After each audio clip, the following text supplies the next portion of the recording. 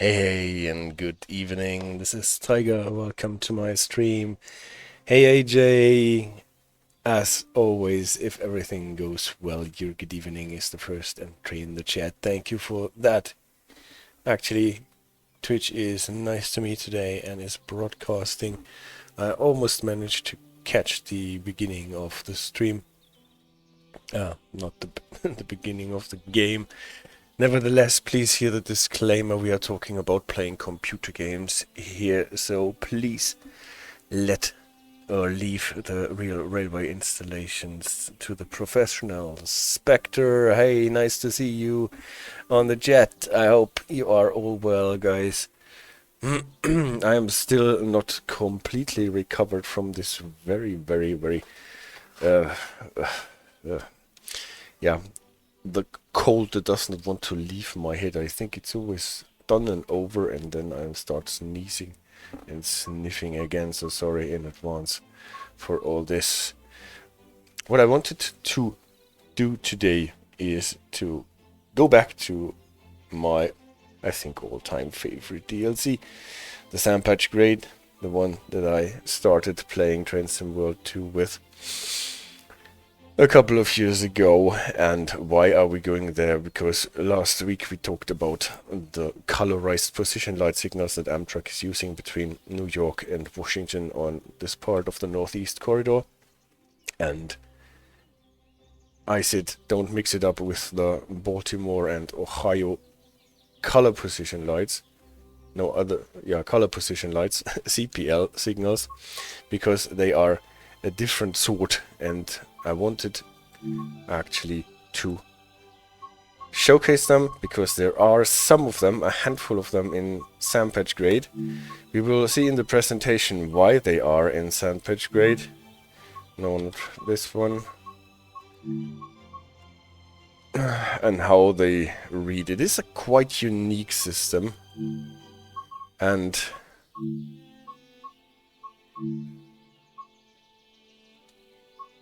a beautiful one. I love those signals. It is really a pity that there are not more around anymore in the DLCs that we can play. And on Sandpatch Grade we have this old lighting where you can really see the signals shine in bright colors from far away. So we will be playing with free roam a bit to showcase the signals, and then we will play a longish scenario with the Dash-8. But the juicy parts will be more or less in the beginning. So where are we here? We are at Rockwood. This is where we get to the Sandpatch Grade. This is where we go to the end of the map. This is this branch line where we get to the mine that is over there. Spectre says he likes Sandpatch Grade. That is great because I love it. It is actually the DLC that I came into the game with when it was given away free at Epic Games Store a couple of years ago. And the first thing that I played is that. And there are so many beautiful things in Sandpatch Grade. Like, for example, those signals. They have these really big lenses.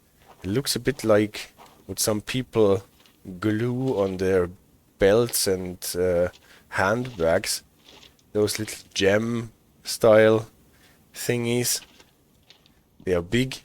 They are concave because they have this hood around. And they show bright colors.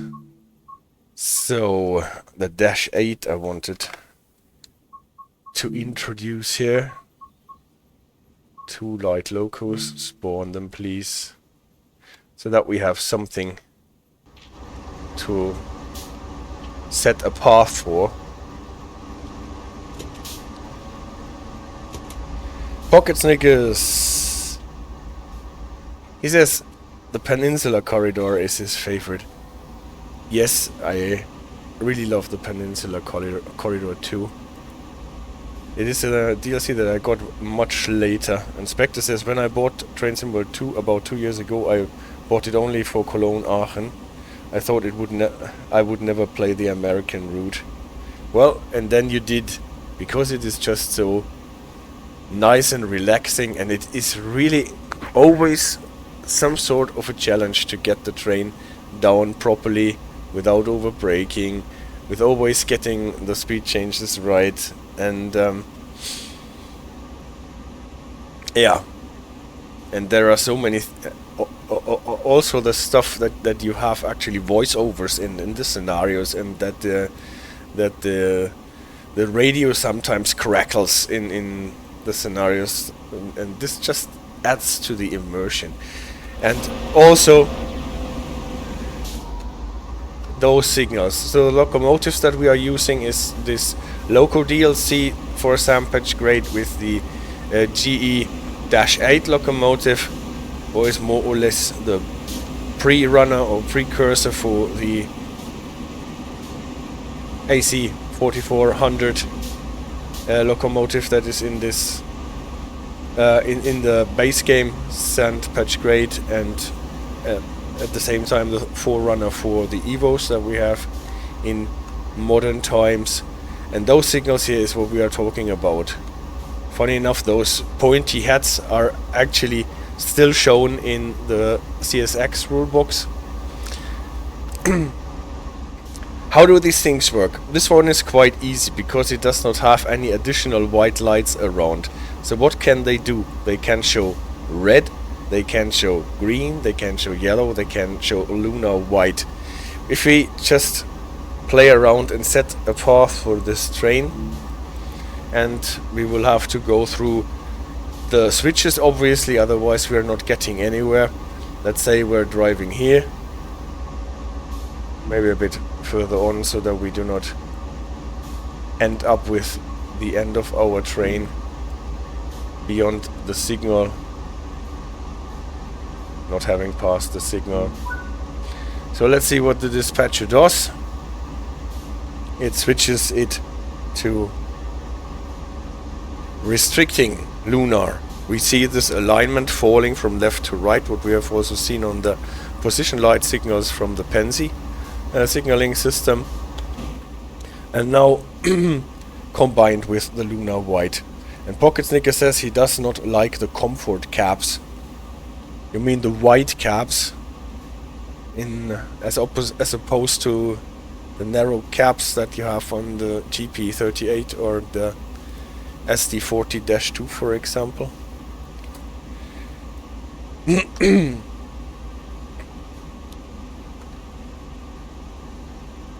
This is what adds the W typically to a locomotive denotation, that the cab is wider than the ones on the older locomotives here. So they are as wide as the whole locomotive, whereas on the GP38, for example, you have the gangway around and the narrower cab with the desk controls. Yes, to be honest, I prefer the SD40 controls as well, with the brake valve for your left hand and also a separate handle for the dynamic brake, but still.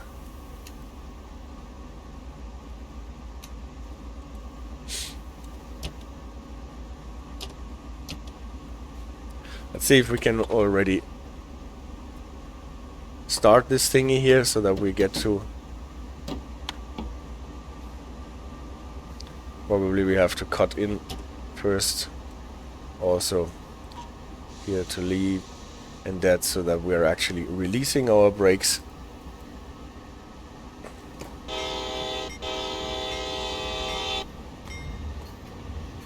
And now restricting for restricted speed in CSX territory, we are getting back to this later, is 15 max through the interlockings, 20 max outside of the interlockings, and as always be prepared to stop within half sight of train, broken rail, obstacle. At the end of the day I always prefer the diesel electric, so it's fine. Arrogant, hey oh hi, nice to see you.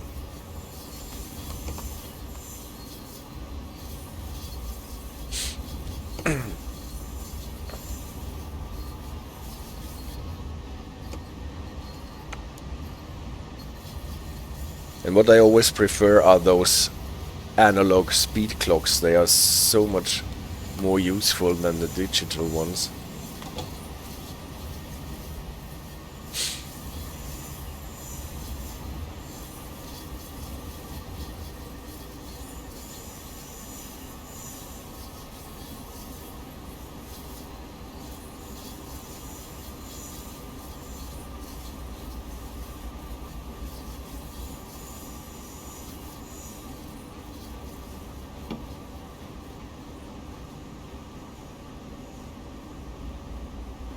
So,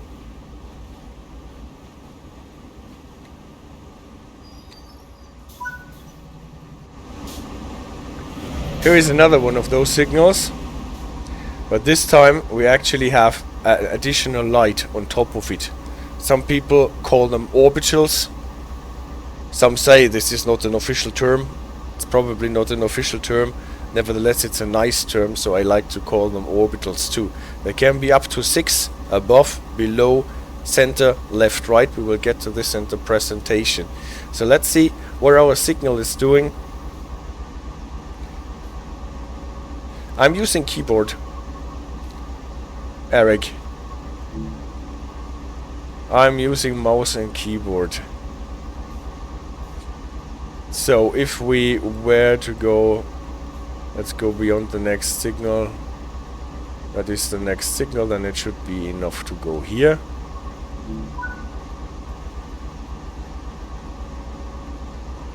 Yeah, it took a while for the dispatcher to calculate it. And now what is he showing us? He is giving us a green one without an additional light. That is, at least since the mid-60s, from what I have read, a slow approach, slow signal. So slow now for the interlockings makes sense. The approach slow in it is surprising, because we're getting an approach with an high orbital, what is typically a normal approach that allows us to go at least medium speed. So why they are giving us this slow approach slow is unclear. Maybe, well, but it is set in the 70s, the DLC, right? So we actually should get a slow approach normal, but on the other hand, this is nothing that the signal here can give us. A slow clear would have the green flashing. We will get to this in the presentation, why it is like this. We have to go backwards to get there.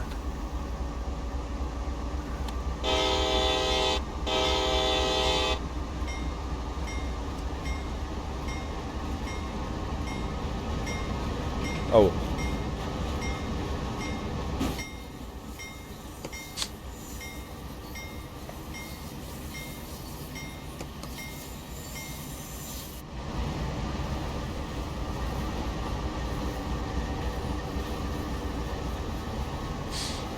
So we have already seen all the colors: lunar, yellow, green and red. And we have here for the first time a lit orbital.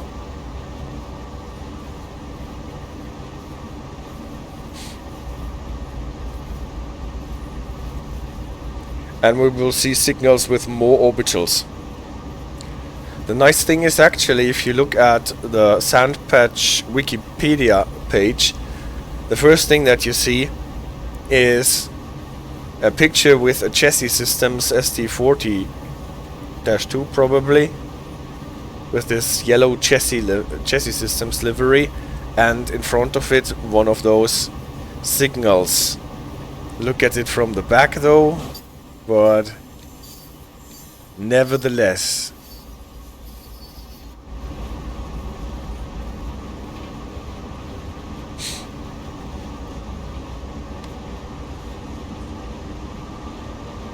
But since then, we will get to this, the signals have been partially replaced, so that not all of the signals of that kind have remained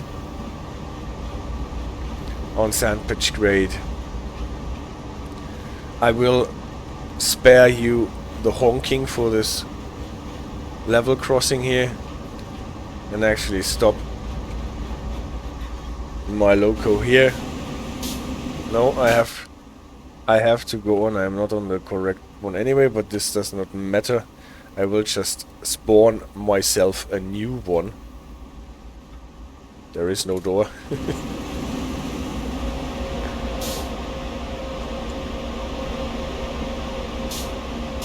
I will just, if it allows, here delete the whole train. Oh, but no, I have to walk because I was at the end of the train. And then I can respawn last, so that we have a train to work for us that we can set the path for.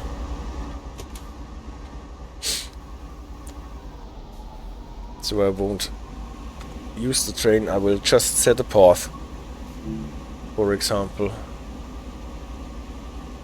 far in, far in, far in. Shaw Mine, sand patch, already on the other side of sand patch. Great.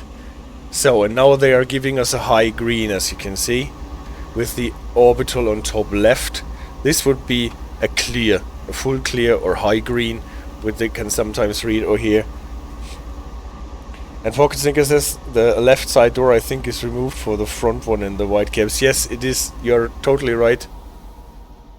But nevertheless, I sometimes go there and bump against the wall. Whereas here, we're getting not the high green. What is surprising again, so we are getting a high green in front of the switches, and then what would read in modern terms as a slow approach slow, or in old terms, we will get to this in the presentation, as a slow clear. Slow clear maybe for this switch, probably not, because we are not going across it, but just running over it facing the frog.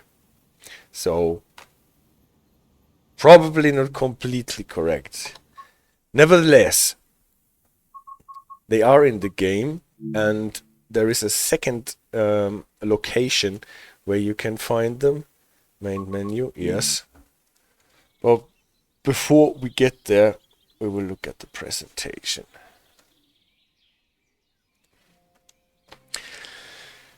Yeah, before we get to the CPL signals, I wanted to have a little pretext about CSX signaling because CSX signaling, if you want to look it up, what the aspects actually are, even in the rule book it is a bit confusing because they have 3 sets of rules: standard, chassis, and conrail.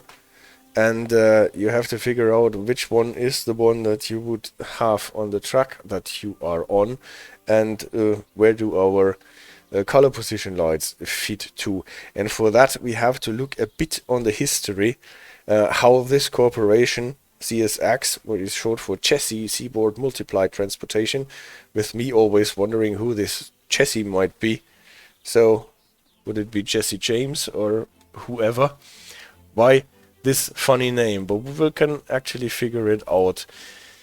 Chassis Seaboard Multiplied. Why multiplied? Because we had a merger between Chassis Systems and Seaboard System Railroad. Not just one single merge, it was actually more or less a series of different mergers with holding companies involved.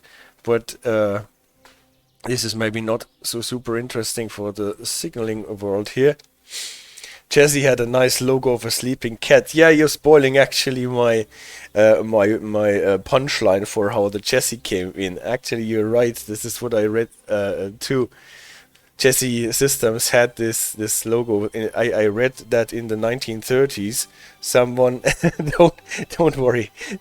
It's nice that you're throwing me the balls that I can hit. In the 1930s, actually, they had some kind of an advertisement with a sleeping kitten called Jessie. We will still see why they called it chassis, and obviously in the 1930s it was not different than it is today. Cats and kittens just stick.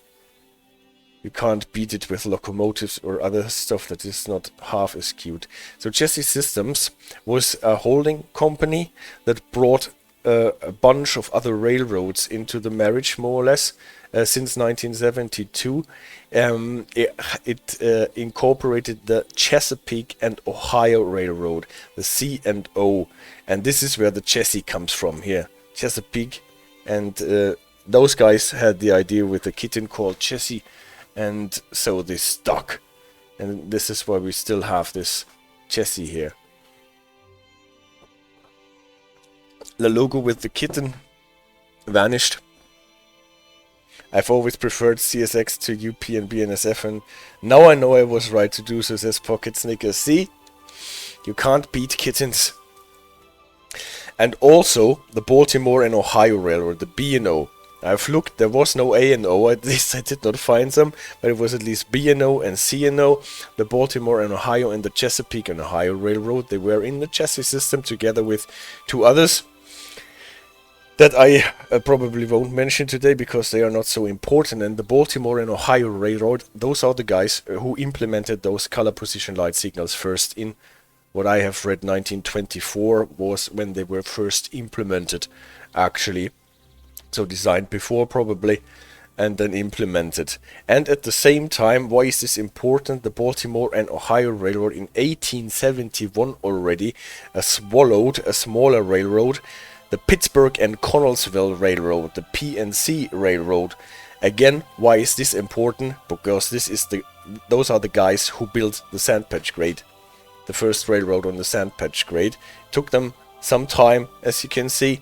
According to what you can find, more or less when they were done, they got swallowed by the Baltimore and Ohio Railroad, and then those guys built their CPL signals on Sandpatch Grade, and this is how the Sandpatch Grade with its CPL signals found its way over the chassis systems into CSX. And at the same time, this is why you can see on the Sandpatch Grade Wikipedia page a picture with a yellow chassis systems, Baltimore and Ohio locomotive in front of a CPL signal. Yeah, I will mention them anyway. The Western Maryland Railway and others were also in the chassis system. To complete it, what did the Seaboard System Railroad bring into the marriage? First and foremost, the Seaboard Coastline Railroad, the SCL, with its own signaling. The Louisville and Nashville Railroad, the NNL, and ta-ta, another old customer of us, the Clinchfield Railroad, the CRR, that we also have in Trains and World in a very, very beautiful historic DLC. So you can see this is where the Clinchfield Railroad fits into the family tree, more or less. Talking about family trees, those lines were called, at least starting around 1972, as the family system lines. And this part, Seaboard family lines and the chassis systems with the Chesapeake, where the name comes from, and with the kitten, and the Baltimore and Ohio with the CPL systems went its way into CSX. And I think 1987 the holding company CSX more or less was then the incorporated railroad company CSX. And yeah, Pocket Snickers, I don't know why, but CSX is the first American railroad that I more or less got acquainted with as a non-American via this game, via Sandpatch Grade, and I thought this is more or less the greatest company that they have in the railroading system. And since then, there was not another route where we can actually run CSX trains on the Northeast Corridor in Boston and also New York Trenton. You sometimes have, or in the Harlem line even, you have sometimes AI trains running around with CSX livery. But a real full-blown freight DLC with CSX, there was none. There were a lot of UP and BNSF lately, and then Norfolk Southern with the Horseshoe Curve. but no more CSX.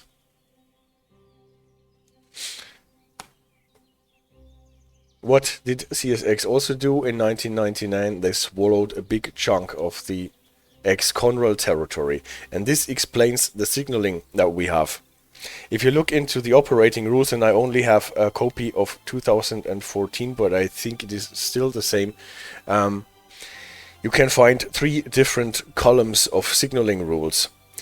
There is the Conrail part of the rules, what is obviously the ex-Conrail territory, what more or less incorporates the Conrail signaling system into the CSX signaling system, because obviously you cannot replace at once all the signals on such big on so big a territory that you incorporate in your railroad carrier operation.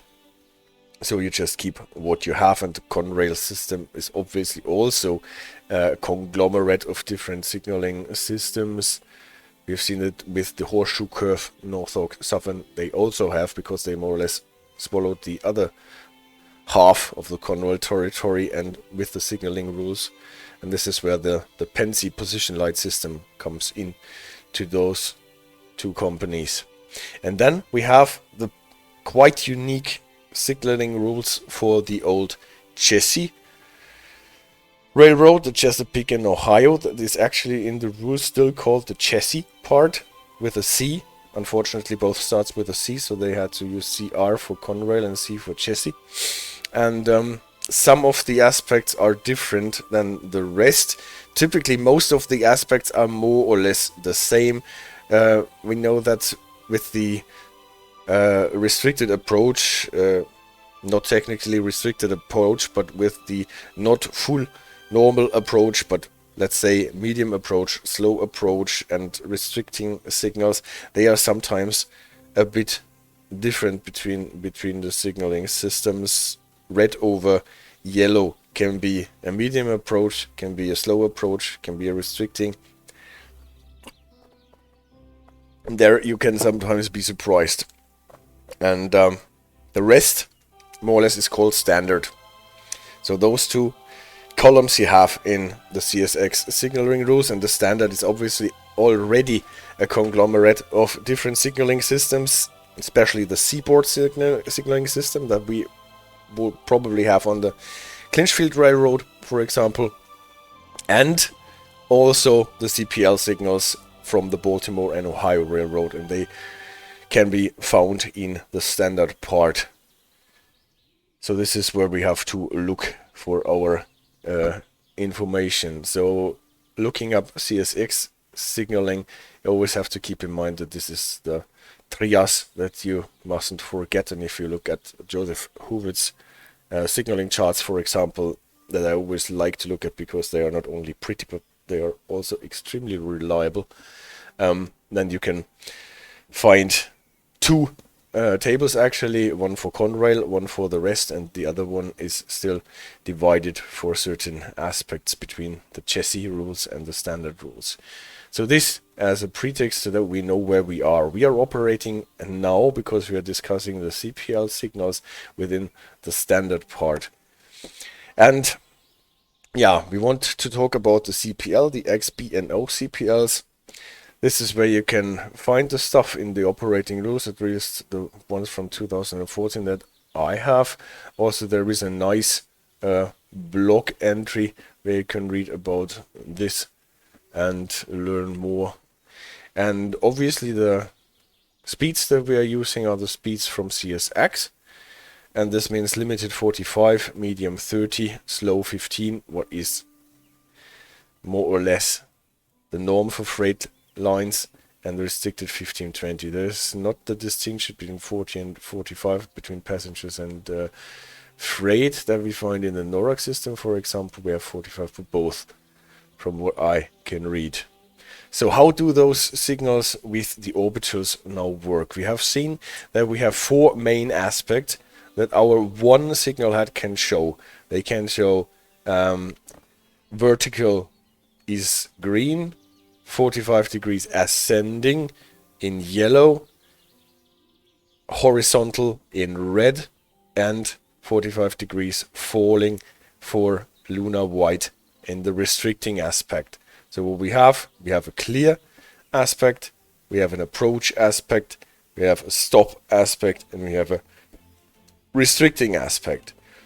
And this we can modify with up to 6 orbitals or additional lights. So again, this orbitals is not a technical term as far as I can see, but it is really a nice word.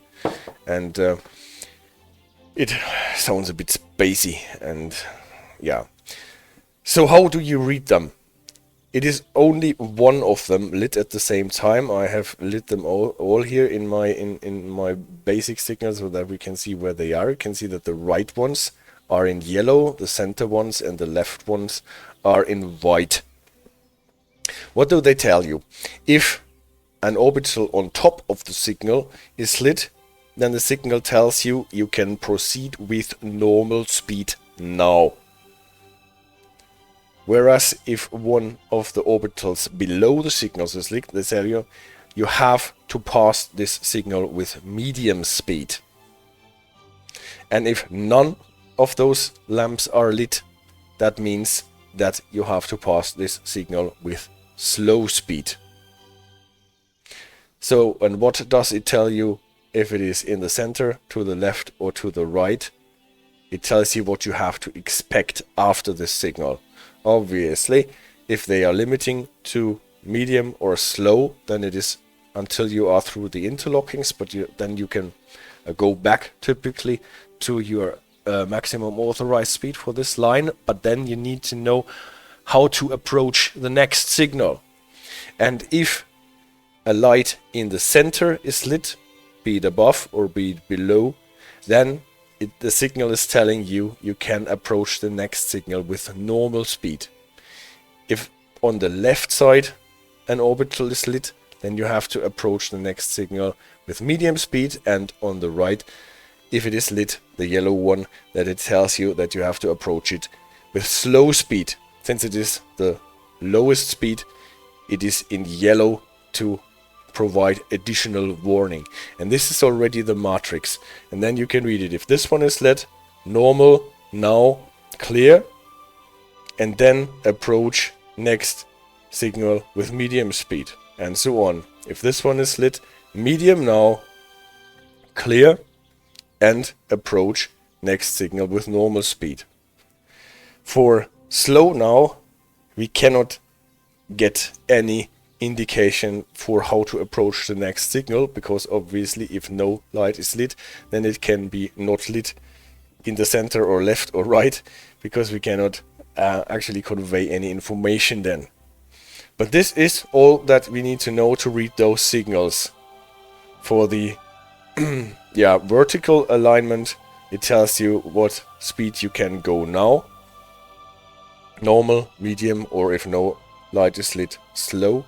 And the horizontal alignment, center, left or right, tells you how to approach the next signal. Then we can put this into our frame. The high green full clear signal, clear now, approach next signal with normal speed, would be this. Center on top. Normal, now, clear, approach, normal. For medium clear, we would get this. Medium, now, clear, approach, normal. Contracted to medium clear. For the slow clear, I'll skip this for once because you would probably think no lights on the green one. The restricting one has, in the more modern system, no orbitals lit. In the old Baltimore and Ohio's rules from 1960, you can find a chart on Joseph Howitt's signaling chart. There were also two aspects with an orbital center top, center below, called permissive and medium permissive, that allowed you to go into an occupied block. What actually the big difference is between a restricted, a permissive and a medium Permissive is hard to see because the text that is describing it, the indication of the signal, is identical as far as I can see. Typically no orbital slit on the full red one, the stop signal. Stop means stop. You have to stop your train in front of the signal, may not pass. This is why we have the 0 for the speed. In the approach department, approach medium, again normal, now clear, approach medium, contracted to approach medium here. This would be medium, approach medium, medium, now clear, approach medium. For the slow one, this is the same here. Approach slow, normal, now clear, approach slow, and this would be medium, now approach slow, medium, approach slow. For the approach towards a red signal, the plain vanilla approach would be normal speed now, approach, be prepared to stop at the next signal. Obviously here we don't have an indication that you can pass the next signal with normal speed because you have to stop at the next signal. Nevertheless, if you are below or beyond, above medium speed, as always, or the most of the time with approach signals, you have to start slowing down to medium speed and then be prepared to stop at the next signal. But we also have a medium approach. That means you have to be already down to medium speed to 30 when you pass this signal. It's no good, just start slowing down. And then we can have a slow approach. That means you have to go slow passing the signal because you're going across the switch or whatever. When you are through the interlockings, you can, if there is enough time and track, accelerate to medium speed again, but always be prepared to stop at the next signal. So 3 versions of the approach, the yellow one, only 1 version for the restricted, and a lot of different versions for the greens with all the orbitals. So back to our slow clear with no orbital slit. That was actually the original slow clear, no orbital slit, just like the slow approach. But what is the problem? If we are using this for a slow clear, then we are running into a fail-safe issue. Just imagine we actually want to display this aspect here. Medium approach slow. The engineer has to approach the next signal with slow speed because the train is going across a switch afterwards. And now imagine this bulb is failing for whatever reason. It extinguishes, cannot be read, cannot be lit. Then you have this aspect. The engineer thinks, oh, alright, I get a slow clear. That means I have to be slow when passing the signal, but after the interlockings I can go back to normal speed and approach the next signal with normal speed. And then at the next signal he is surprised because all of a sudden he has to be at slow speed when passing the signal. And this can be a problem and is not fail-safe. For that, sometime around in the 60s, this aspect was moved to be a slow approach slow aspect, slow now, and approach the next signal with slow for fail-safe reasons. If all the bulbs fail, then we show, or we define it as the most restrictive aspect that a green signal of that kind can show, and that will be slow now. Then you can go but approach the next signal with slow speed. And what do we do with our slow clear? How can we show that the train can actually go faster than slow speed at the next signal? We have it flashing. So here we use the flashing thing to upgrade this aspect from a slow approach slow to a slow clear. Still, we have to pass this signal with slow speed, but after the interlockings we can go back to normal speed and approach the next signal with normal speed. Do we have a stop and proceed in the system? From what I've seen in the rules, at least from 2014, the stop and proceed would mean you stop and then you proceed with restricted speed. And because stopping a freight train is so annoying and starting it again, especially when fuel was expensive in the 1970s, a lot of railroad carriers redefined their rules and changed the stop and proceed to a restricted proceed, what is more or less the same that you have to do as if you got a restricting aspect in the first place. That means you don't have to stop anymore. We skip the stopping part of the stop and proceed. We should just proceed with restricted speed at the signal. What does it look like? The red one with no orbital and a number plate. That we know from a lot of signaling systems, that a red signal with a number plate typically is a stop and proceed, or here a restricted proceed, not a full stop and stay signal. And we can also use the orbitals on a signal that does not have a number plate to upgrade a stop and stay signal to a restricted proceed signal that we can actually pass then with restricted speed on the interlockings with 15, out of the interlockings with 20, and always be prepared to stop the train in half sight distance.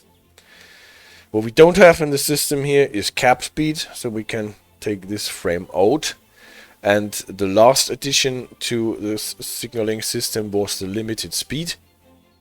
Historically, switches were never faster than the medium speed 30, but then all of a sudden there were switches that allowed trains to go faster, like 45, and then limited speed needed to be introduced. And we need some aspects for it. Obviously, we don't have a line for limited speed here. And what do? What we usually do, we upgrade our medium aspects by, we know that from different, or from a lot of signaling systems, by having the green lights flashing. And we can do this here with having the orbital flashing. So this white light underneath in the center flashing would be the limited clear. Can do the same one with the approach variant. The approach limited is the approach medium with a flashing orbital. That works if we cannot get our lights flashing for whatever reason. There is a second thing that we have seen on the Canadian system, for example, and in other ways though, those little triangular yellow additional signs on signals that can upgrade a medium aspect to a limited aspect. Sometimes in the Canadian system you find those signs with an L in it, but it is more or less L-shaped. And if we have the medium aspect with the L, then it is no longer a medium, but a limited. And the same one for the approach. See the radar, see you on the chat. Oh, this is a long post. I will come back to this as soon as I'm out of the presentation. But this is more or less already what we need to know to read this signaling system. I think we're through, yes. So what we can take back is this matrix here. Above is normal now, below is medium now, no light is slow now, and if it is lit in the center, approach normal. If it is lit to the left, approach medium. And if it is lit on the right, approach slow. I don't need to react to this, but I'm still interested in what you have to say. And he said something to Spectre's comment when he bought Train Sim World 2, and CD Raider says, this is exactly my case. I just bought the game because of the Bakerloo line, but after being disappointed that there are no stop announcements in the game and all I see in the tunnel is black darkness where the lights have no effect at all, I quickly stopped playing. But then I discovered the German roots, and since then it has become my most played game on Steam, and I have almost all the German DLCs. Yeah, see? So from the Bakerloo line to German lines, from German lines to American lines, and from no alignment with trains at all, as in my case, to running a train simulation channel on YouTube. And CDRA says, no, not America. Yeah, well, implement some of those CPL signals in Prague Metro, then we can run Prague Metro. And yeah, obviously we're playing America. Sandpatch, great. This is how I came into the game. I said to AJ at the time, a train simulator, who would want to run trains on the computer? And then I played the game and I played Sandpatch Great, and it was the most relaxing thing that I had done in quite some time. And so I stayed. Pocket Snicker says, I think mathematically that means American lines are best. Maybe. I actually enjoy all of them. I enjoy the American, I enjoy the German, I enjoy the British, I enjoy the French, the Austrian, and the Swiss so far. And I will most probably enjoy the Japanese as well. And whatever we can get back into our game. Sandpatch Great, Free Roam, and now where are more of those signals? At the very other end, at the Cumberland Hump Yard, I think it is the Cumberland Hump Yard, to just spawn there.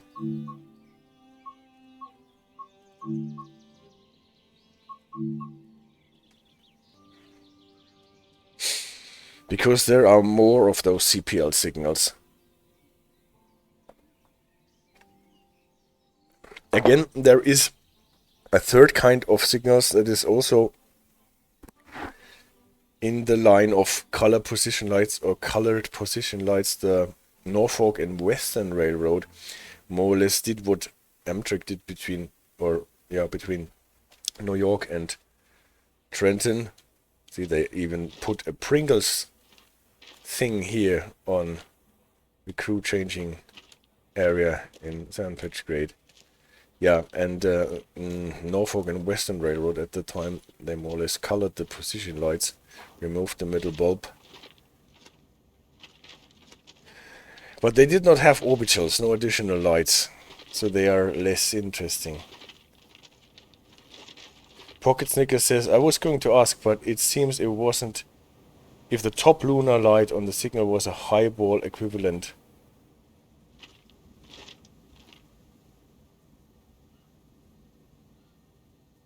A highball equivalent are from the old ball signals. I would have to think about that and research that properly.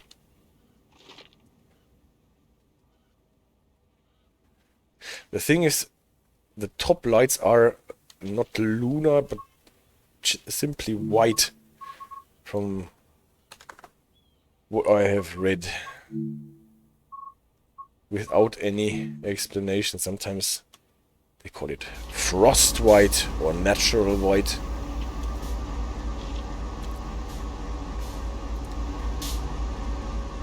So, and on those here, excuse me for driving with the door open. Generator field, they always have that off on those nice old locomotives where you actually have to set up a bit before you can drive them.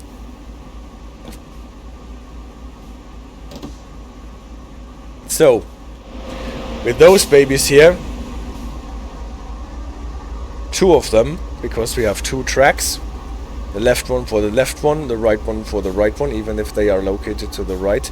And here we have at least two lights on the top row. And Pockets, sorry for the digression, but as you mentioned, the Prague Metro this year in May, we will be celebrating 50 years since its opening. Yes, maybe we should go there in summer. I thought that's what Lunar White was, but I must be mistaken. Well, the Lunar White is a bit of a bluish white typically, to get all of the yellow elements out of it. And this is what you can see in the lunar representation, at least if it is done properly. So if we actually have our train run to the end of the map, maybe not the end of the map, but where are our signals here? Here they are.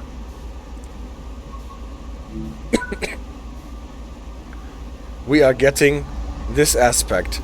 We can see normal now, but approach medium, the next signal. Why approach medium? Because the next signal is an approach signal, as we will see.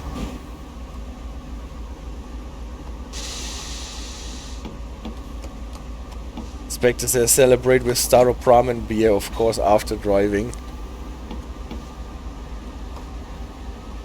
We have already established that neither CD Radar nor me are so big in beer drinking.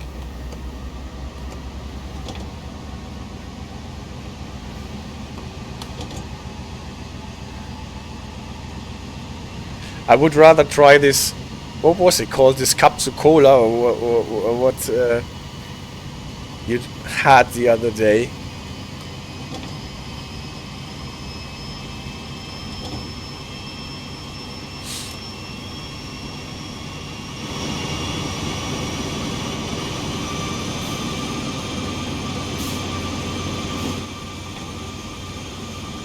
Cofola, yes. I have this on my list. I need to try this when I actually make it to the Czech Republic.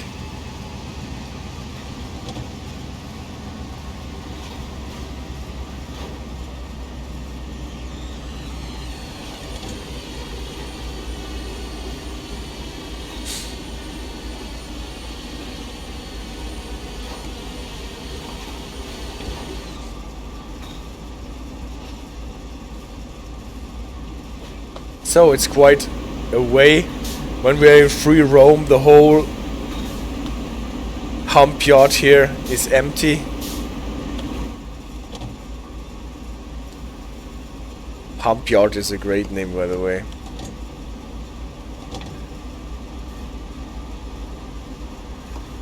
And now we can already see there is the limit back to 60. We can see the next signal looming at the horizon, and since the signal told us to approach the next signal with medium speed, we can already slow down to medium speed.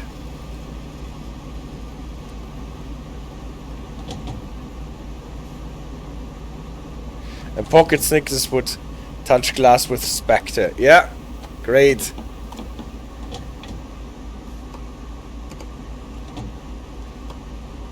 So we all meet in the Czech Republic and celebrate 50 years of Prague Metro in the summer.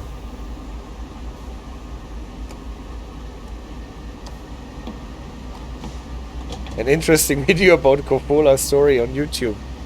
I have to check this out later.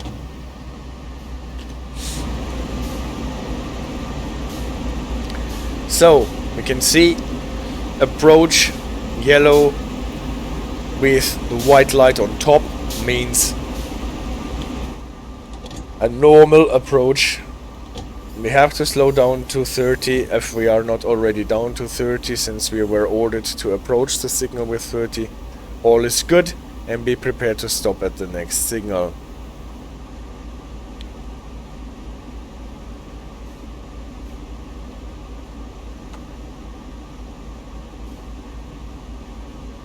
Okay, there's one more signal, probably the one that I want.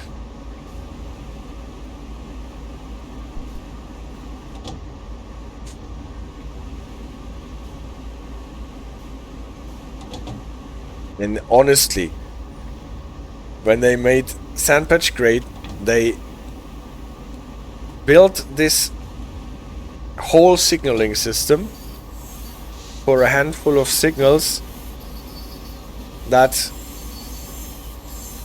I dare say many players never realize that they are already that they are actually there.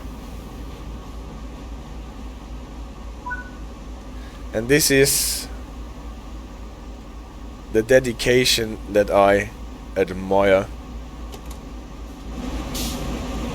in those old DLCs, and this is probably what at least Focus told them that they need to get rid of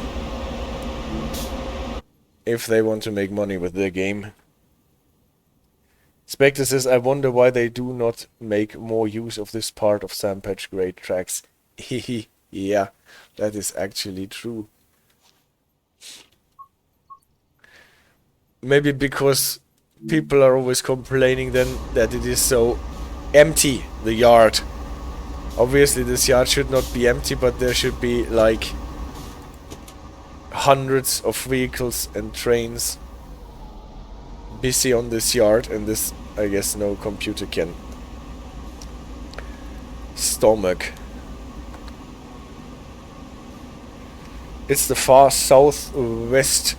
It is the far southeast. Spectre, you're right. Yeah, we started at the far southeast, Rockwood, and now we are at the eastern end of the yard at Cumberland, where you do all the switching when you're doing the journey in Sandpatch Grade. And here those signals are actually the one with the most orbitals. They just don't have a slow one, but we get to a signal that has a slow one on the right, but they have center and left, above and below. And here you can actually play around a bit and try to activate all of them if you send your train to different locations. Here, entering the yard, not entering the yard, going through. Those two are the through tracks, the rightmost ones. And what I wanted to do was to try... Did I already jump over it? What I wanted to do was to go on... No, here we... Yeah, this is the entrance to the yard. And here we should get the opportunity to cross over.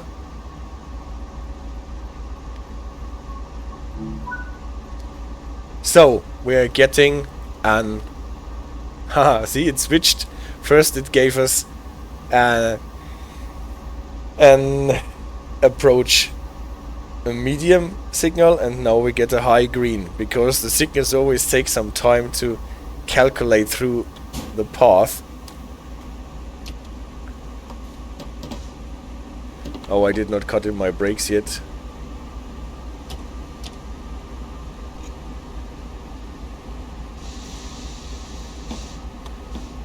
Did I at least put in the reverser to forward? Yes. So we can race this train back, and we can see what we get next.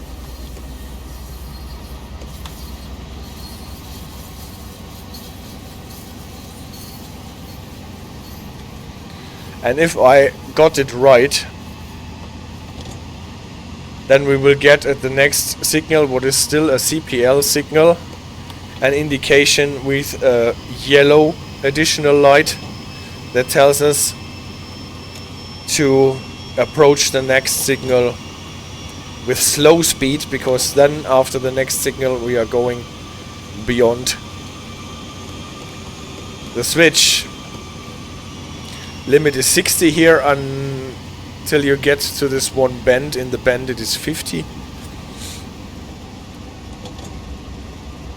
The map is rotated 90 degrees in my head. Maybe that's how it was in the older games. Maybe. Is it still like this? Well, you see, this is the west, this is the east, but for the most part, when you're going towards Cumberland, you're going actually to the south.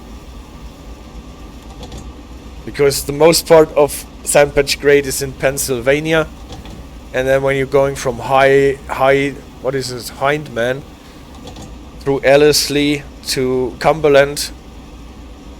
Before you get to Ellerslie, I think it is, then you're passing the border to Maryland. And at the moment we are in Maryland. That is unusual acceleration, right? Light engines.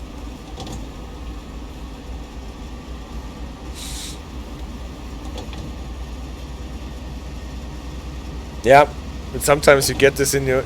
Actually, that is what I had in my mind. That is from left to right, because I was more or less imagining it as a... Well, you're coming in all the time, you're traveling from west to east, and so it must be that the art is from west to east as well. Drive it like you stole it. Yes. That's what I'm doing. I spawned it. I can spawn so many of them. But now I will slow down a bit.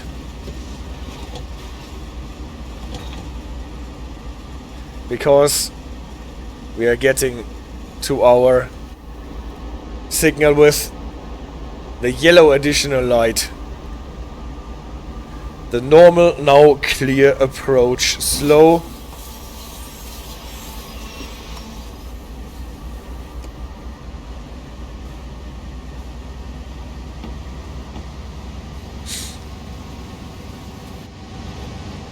On the left there is this funny underpass that you have to travel through a lot in the Sampach Great Journey missions. And here is the yellow one. For approach slow, that means we can go maximum authorized speed. Now it is starting to rain.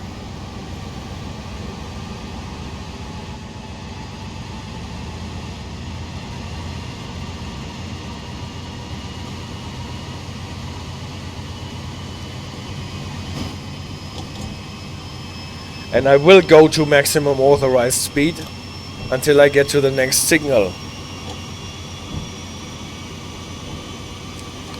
Pocket Snicker says, I still don't understand why they changed the US routes to only use feet. Yeah, no idea. And I have no idea why Rivet did the same for the Isle of Wight 2022 route.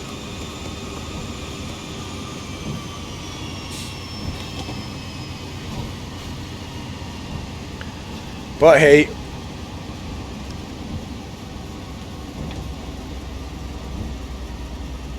because they are racists, says El Diablo 60. Okay, maybe. Whatever. I don't think they are racist. Because they thought that the Americans are clever enough to divide the feet by 3 to get to the yard. So this is the what you have.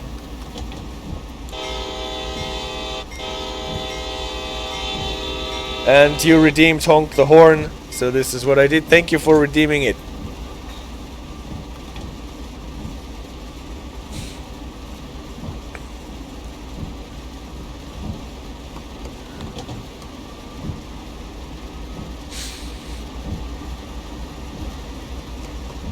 So, instead of the 1,000 yards that are counted down, we have 3,000 feet that are counted down.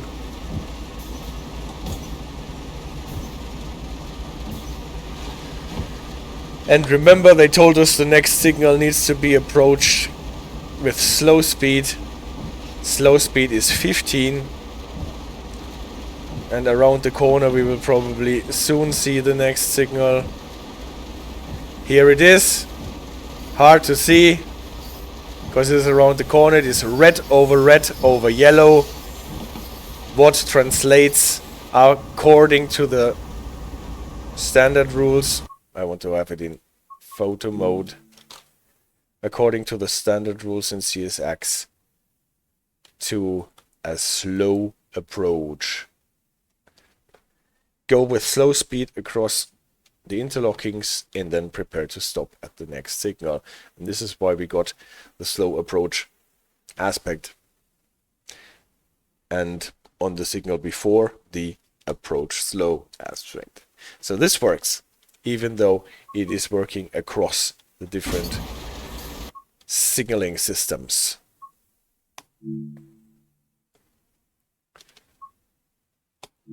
Yeah, that was the theory part with the signaling systems, and now I'm going to play more or less a B-reel part on this stream, a longish scenario with the Dash-8.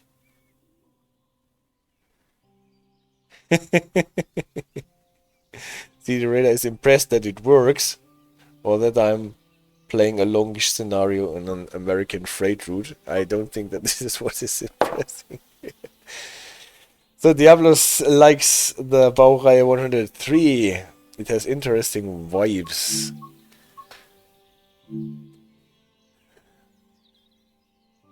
The other day someone was publishing a new video about the Baureihe 151, the Porsche, he said, among the German locomotives of the time. So those scenarios are always rated with long times, right? 2 hours, 2 hours. This one, 1 hour 40. We will see.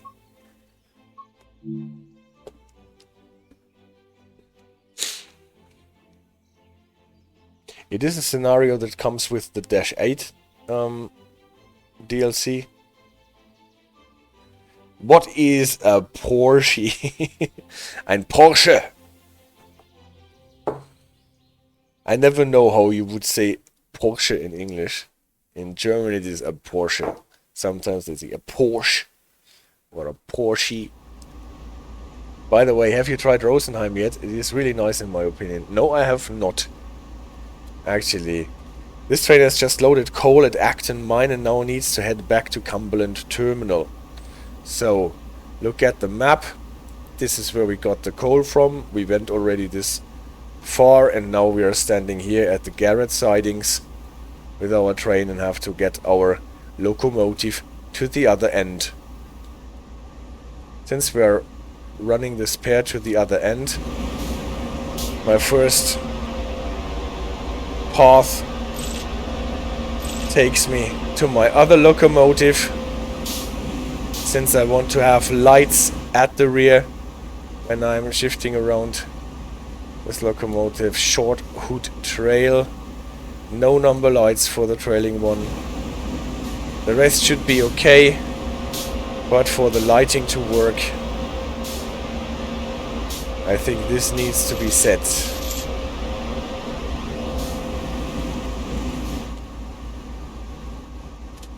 And then we can go back into the seat and ask Hank to uncouple the cars. Don't fiddle here with the coupler. Go to the lever here. So what do they tell us? Forward. Set the automatic brake to release. It is already cut in. I always like to apply the independent brake before I release the automatic brake. Apply some power to get moving. Also, what I want to do is to do the rest of the setup. Warning devices are here.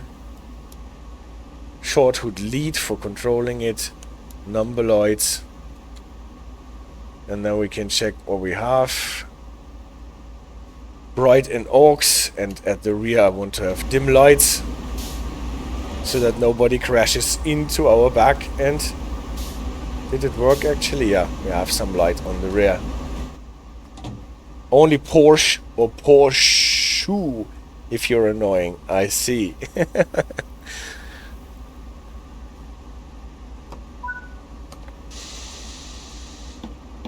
Yeah, you can hear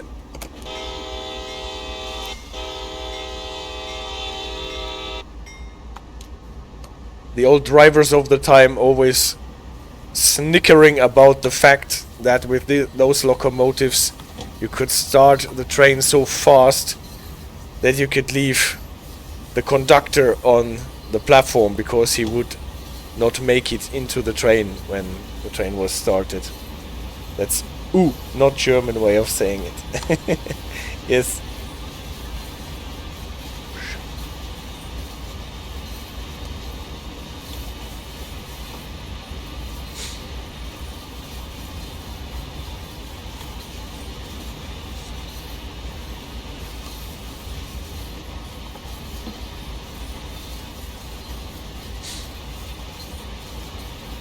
Okay, this must be a flange sound.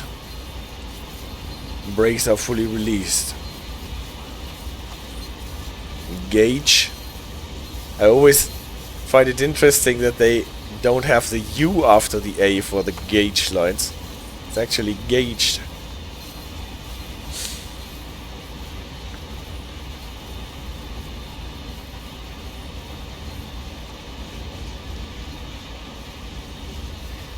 CD Raider says, well, you won't let him win. Signals here were actually showing a lot of interesting aspects. We are getting a medium approach here, probably. And the other train had an approach medium and knocked it off. Or knocked it down. What is the correct expression? When passing it, it turned to red. This is one of the aspects that you can never be sure if you don't know what signaling system it is actually. In some signaling systems this is a medium approach, in some signaling systems this is a slow approach, in some signaling systems this is a restricting.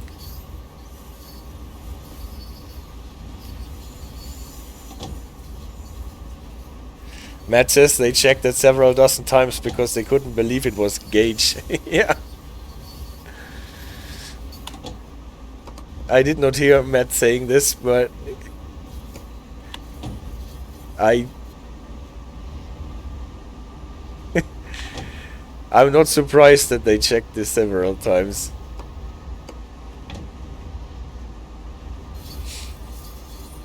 And see, the Raider says a lot of interesting. Yes, gazillion red and one yellow. Hey, there was yellow over green over red before the train knocked it off. It was like 3 or 4 years ago on their YouTube. I see. Well, this is probably then before I got into the game at all. 3 or 4 years. I think 3 years ago I got the game.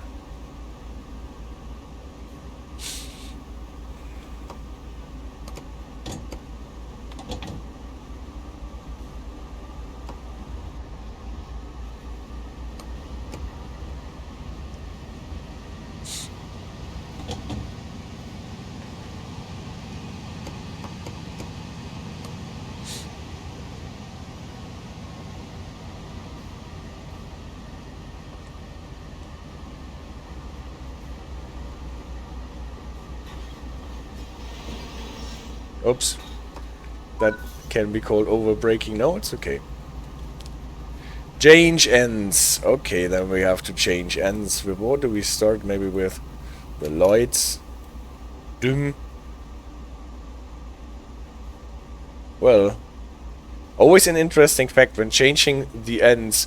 What do you do with your lights? If you already switch them off because the other one will be the leading one, then you're not showing any lights in case someone comes up from the other direction. Full service, suppression, handle off. This is where I want to go. Independent brake, full application, lead and dead. Why is it releasing? Because I messed it up.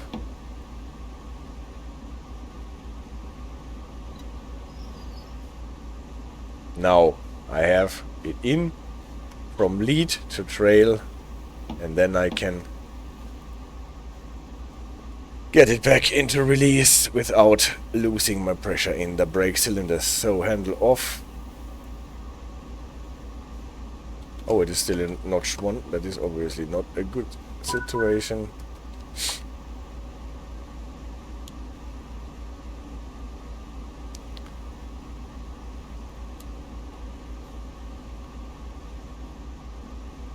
Then this will be my trailing one. I can leave those to dim and dim.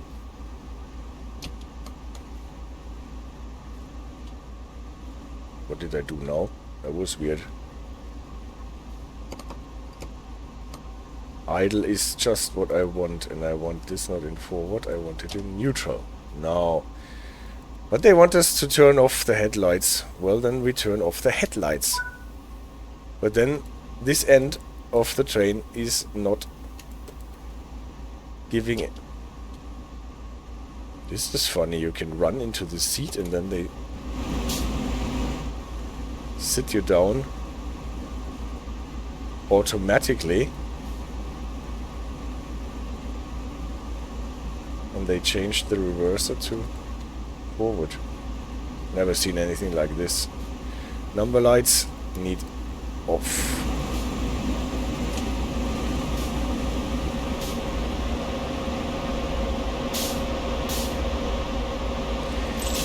Yes, Diablos, I do something with the drawing distance. I have an engine ini configuration that was at some time published at the forums, increasing the drawing distance. So that is true. So this is not the off-the-shelf drawing distance.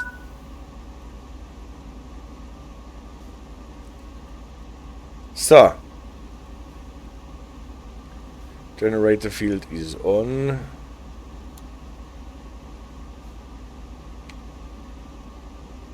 Maybe I should not have switched it off on the other end. We will see if it does not apply any power. Then we will have to fix this. Apply some power to get it moving. Same time I want to see if my rear one is applying any.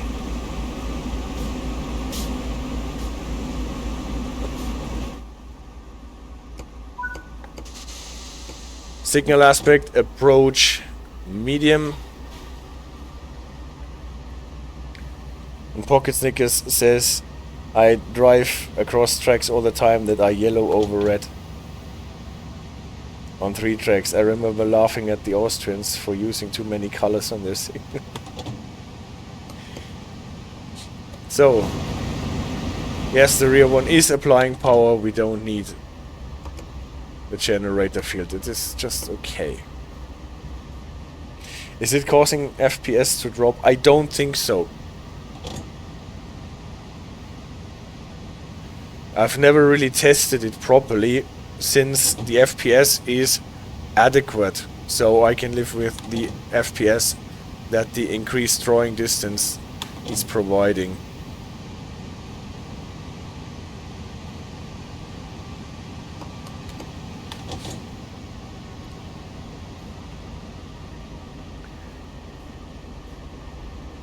And from what it feels like, it does not really make a big difference.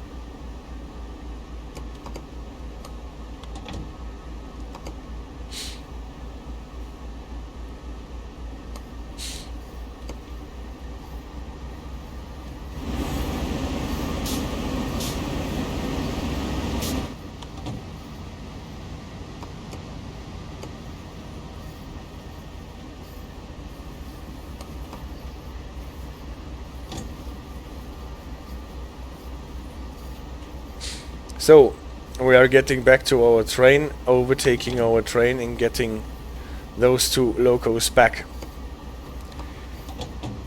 to the then front end. Here is our train, our consist now, because the locos are obviously detached.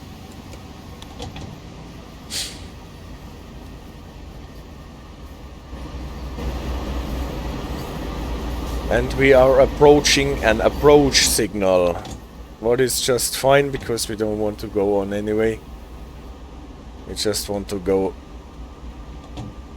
on the other end of the switches and then reverse back.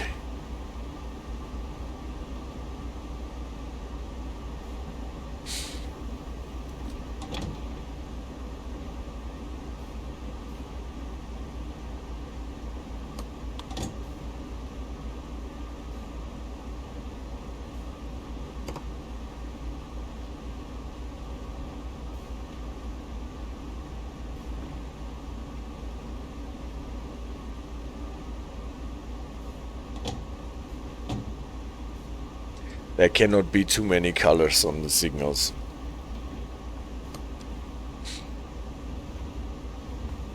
I love that the French signals have this violet shunting stop. Oh. Now I have to grind it a bit. Alright. The wagons are behind us, so change directions with the reverser and then contact the dispatcher to get permission to access the track they are in. Alright. I reverse. And then Hank, you have to go on the rear end. Well, let's use the phone here to contact the signaler. Proceed at restricted speed. The signal is not changing its appearance. Still, the dispatcher said proceed at restricted speed. I guess they could have lit the lunar white on the middle head to give us a restricted to enter the sidings, but they chose not to.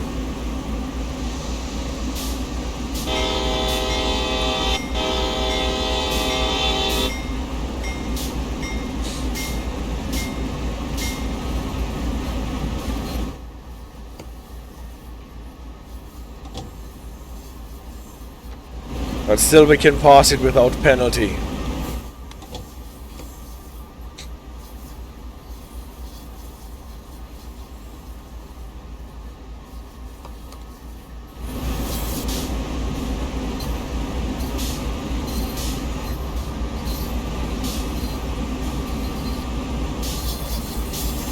Befehl 40, Inspector, yes. But we are missing that key. By the way, guys, the Vectron still does not show the Befehl 40 indicator, right? Even after all the fixes and updates.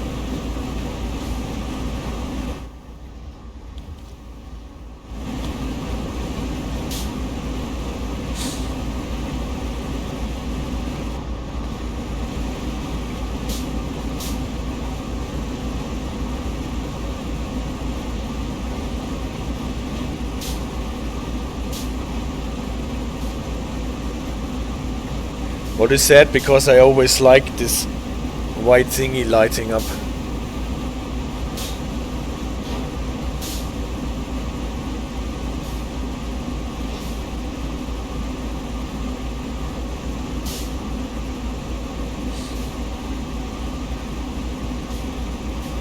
I can see that the coupler is open. All good.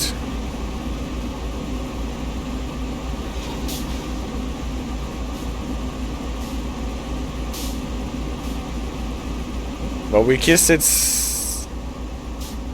so soft that it does not even bump. And here we are. Once you've completed your checks, it's time to make the run to Cumberland. The train is moderately heavy, but it's a nice day, so this should be an easy run. Well then, let's do this easy run. Brakes are released. I'm holding the train with the independent brake at the moment. We can see that the hand for the brake pipe is going crazy. The airflow meter indicator is giving us the maximum. That means all the brakes in the cars are still releasing heavily. It's interesting. AFM, CFM, airflow meter, cubic feet per meter. I guess this is. Signal aspect red over green is medium clear. Stick to medium across the switch. We will be able to do this because we are restricted to 15 anyway. Did you notice when we were running our light engines before the coupling, we had a limit of 20 because we are actually standing in a 20 limit on this siding, but now that we coupled to our train and part of the train was standing beyond the point where it switches to a 15 limit, now we've got a 15 limit without moving the locomotives, just because we got longer and now we're standing in the 15 restriction. Okay. Since this is an old DLC, we actually have to wait for the brake pipe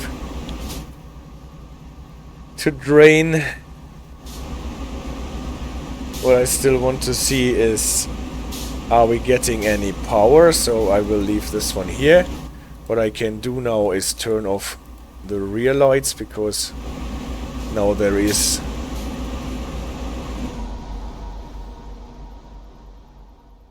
are the cars now, so we don't need the lights anymore. Do we have an end of train device? No, we are running it without an end of train device. Okay. Bloop, here is the end of the brake pipe just hanging loosely in the air. Well, we did not get an end of train device. What is just as well, because our head of train device isn't working on the Dash-8 anyway, what is a bit sad. We can do the end of train device emergency. Don't know if it actually works if there is no end of train device at the train. Well, now the needle calmed down a bit. I guess it is time to get started, more or less. So it's not a hill start, we're starting in the level, on level ground, so we don't need...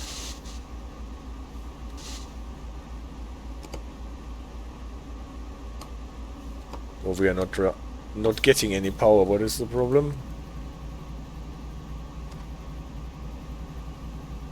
Did anything change? Why do we have a traction lock?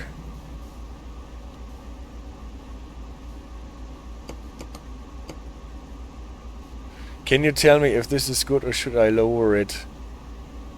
I think I have 5 as well. Just try it out. And if FPS just drop in a way that you don't want to do it anymore, then lower it. No problem at all.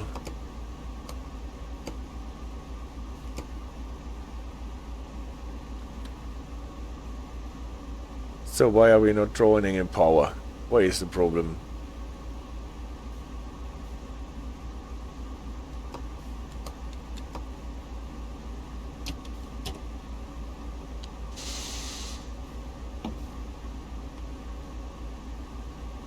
Brake setup, lead, freight, release. PCS. Sometimes this works, right? The PCS open light is not on, actually. But you might be right, I have seen this before. So what do we do? Idle, neutral, independent brake full on.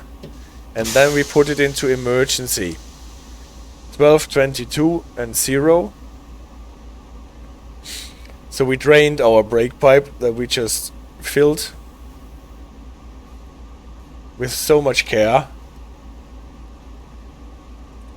So usually if the PCS, the pneumatic control switch or power cutout switch, is open, then this light here should be on, but it wasn't. But I think you're right. Sometimes I have experienced this before, and sometimes when you're coupling to a large number of cars, it can actually blow the PCS, but then the light should be on. We're waiting a minute with this in emergency position,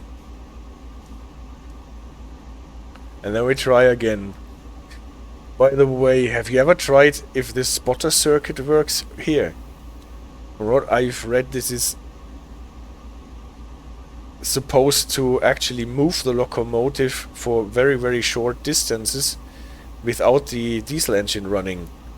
So with battery in one driving motor, to just move it around a bit in the workshop or something, but I've never tried if it works in the game. Okay, now it should be enough to release it again.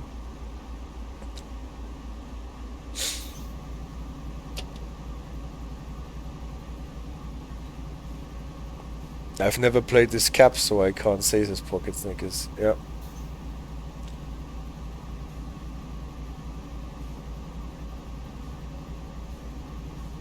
There is a spotter circuit button on the SD40-2 as well, I think. It probably doesn't do anything. See, the hand is going woo. Yeah, maybe this is a problem if you don't have an end of train device and coupled to the cars, and you get a PCS cut out. Unfortunately, the indicator is not lighting up.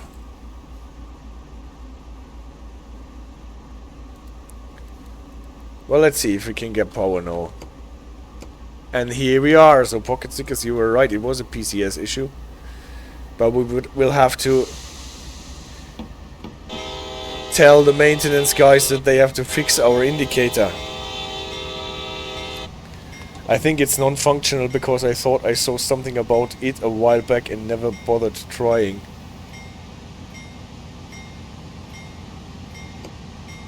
Then this is just what it is. I'm sure I was not, but PCS reset usually works.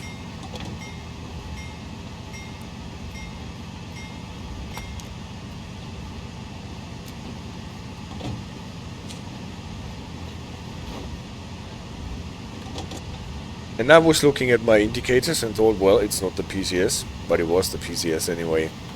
So guys, please fix my indicator.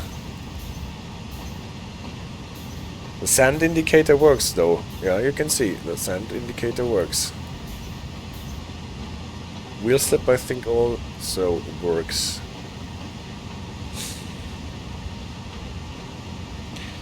So this will be probably the longest stream that we ever had, because we are already 1.5 hours in. And now we have to do all the driving across the grade.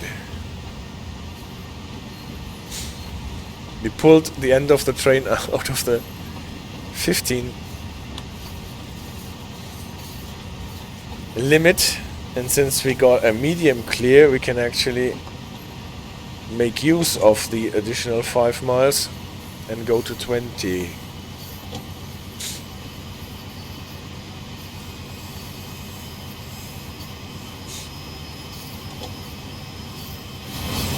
Yes, second loco is pitching in.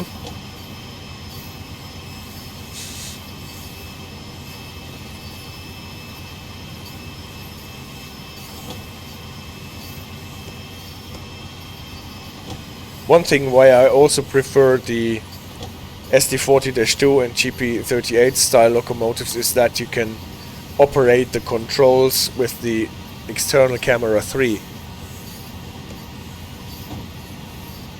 Spotter movement I think does nothing or did nothing. I was trying to learn every function of the SD40-2 and that seems like a fun one to use, yeah.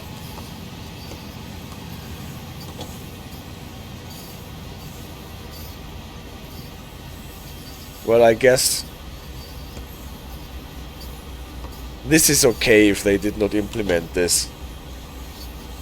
But actually with those old locomotives and old DLCs, it would have been possible that they did. PCS reset usually can save the day no matter how you goofed up or the sim goofed up. Yeah, you're right. So, we are out of the interlocking. We can accelerate to maximum authorized speed, what is 35.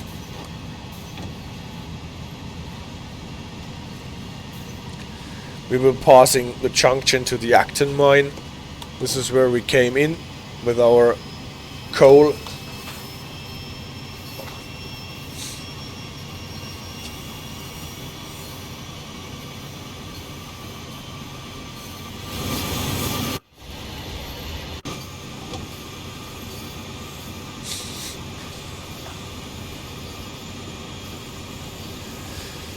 Yeah, actually you have to wait quite some time today, because this is a long scenario.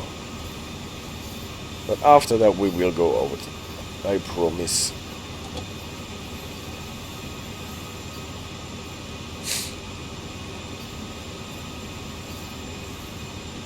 Those speed signs are sometimes a bit confusing here.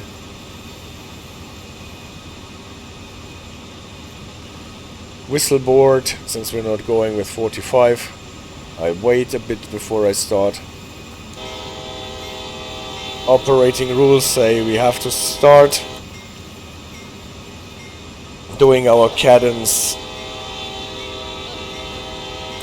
not shorter than 15 seconds and not longer than 20 seconds before actually passing the level crossing.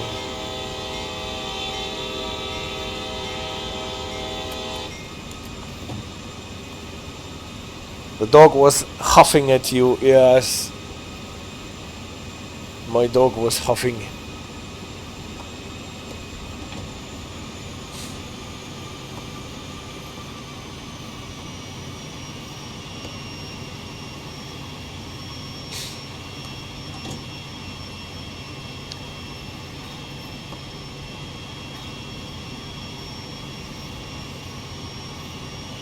Passing the highway here, forgot the number. That bridge amazes me every time, Inspector. Yes, I can share this feeling.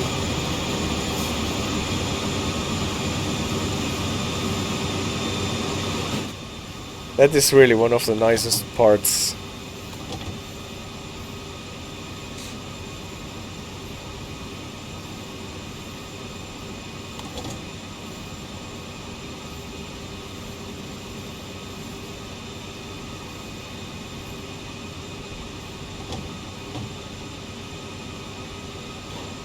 We're already full on and not going into... Well, I'm ignoring this whistle board here because we know that it is for the branching line to the right to the Acton mine.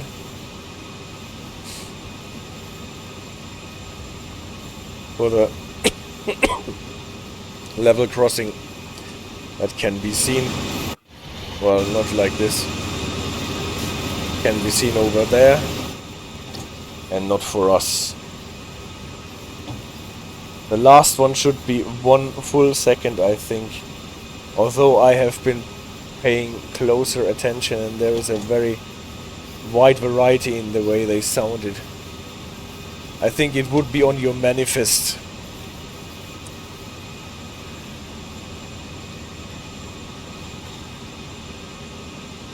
Yes.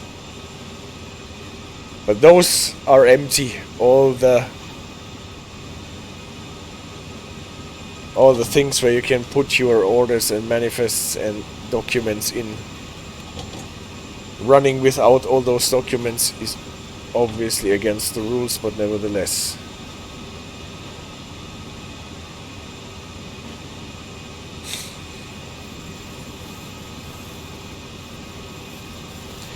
So we can actually move the camera to a nicer point.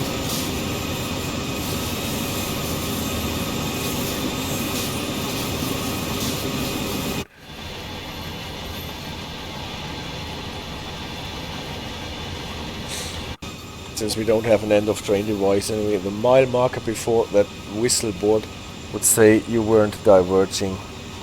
I guess so, yeah, I would. So, a lot of honking coming up because we are passing the Meyersdale area, what is more or less the biggest settlement before we get to Hyndman. At least from looking at the maps, you get this impression.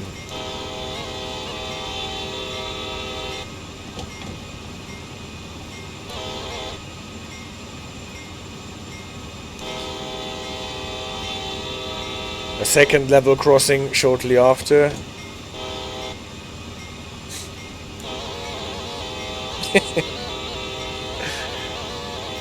I'm trying to do my best with doing it a full second.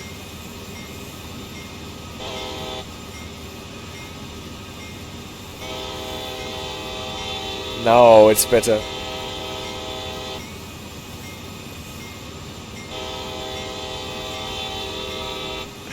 Yeah. The micro...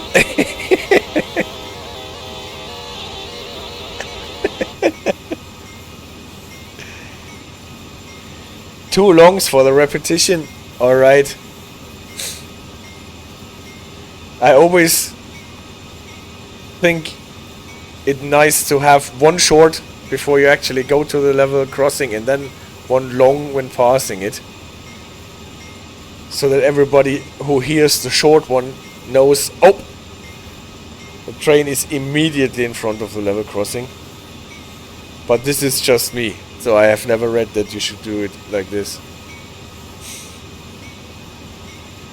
But it's great to know that 2 longs for the repetition is okay. Well, the bell, we can switch it off.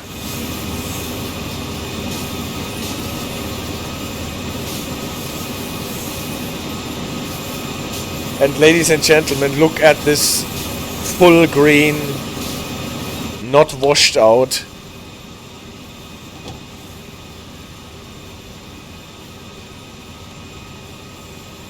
This is why I love those old DLCs so much.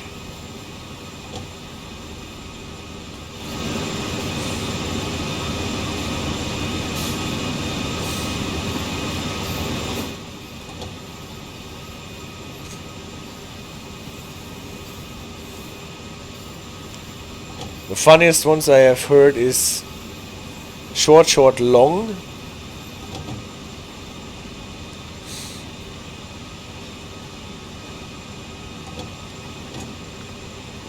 It's like a chirp.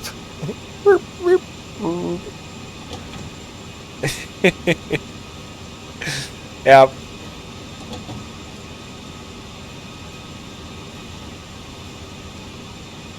I think I've seen some videos about the Long Island Railroad. When they are leaving the tunnel, they using a cadence that is short, short, long for announcing, and then the long one when they are actually getting out of the tunnel. Okay, we have an approach medium here.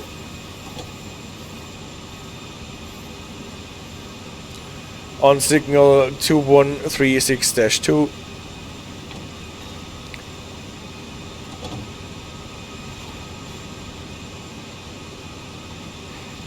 Oh, I see. This is when they are supposed to be doing 14L.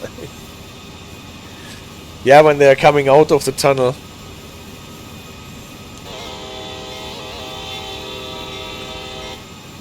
Alright guys, please fix my horn as well when you're looking at the indicator.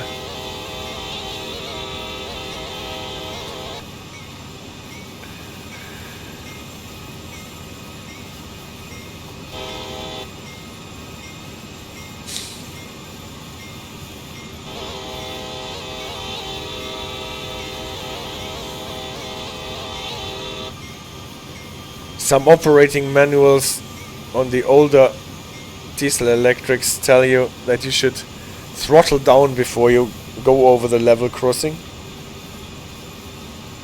It's too bad the audio of the game is tied to the frame rate. Yes, that is a bit weird.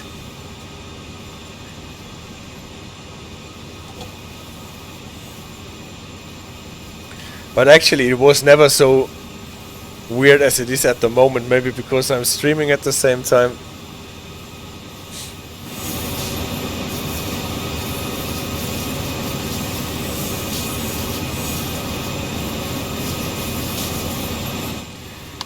Now we're approaching the Keystone Bridge. I don't know if this is the same namesake that they use for the whole Keystone division.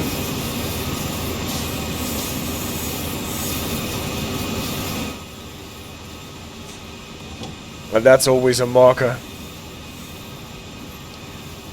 Is this a Doppler effect or a scooter remix? It must be a scooter remix. Hyper, hyper.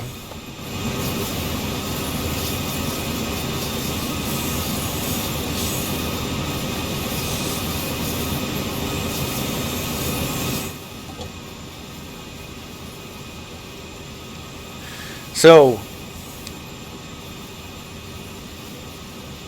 Pennsylvania is the Keystone state as well. Oh, I did not know that. But that makes sense.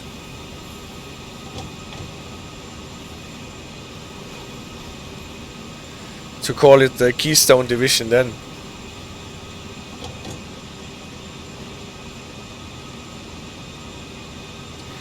There is one more level crossing before we get to the grade. The one that is not passable at the moment because there is construction work going on. With 22 miles. We can wait a bit until we start the sequence.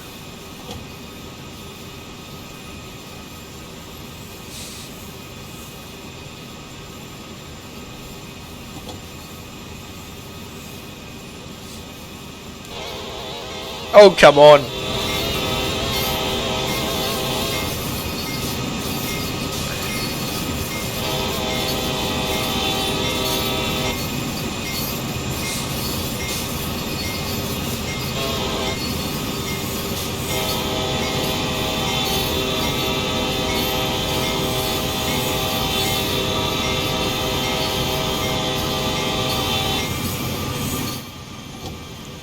It's artistic.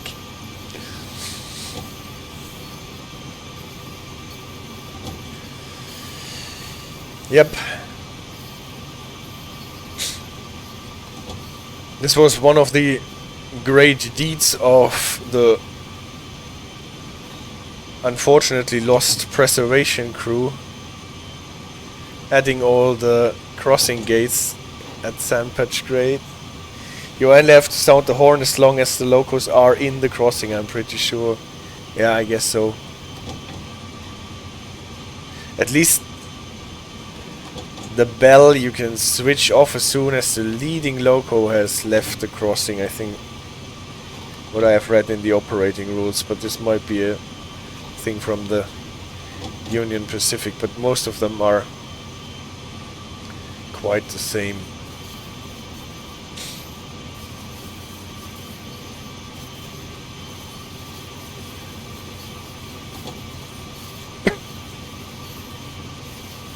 So, now we're already almost up the grade.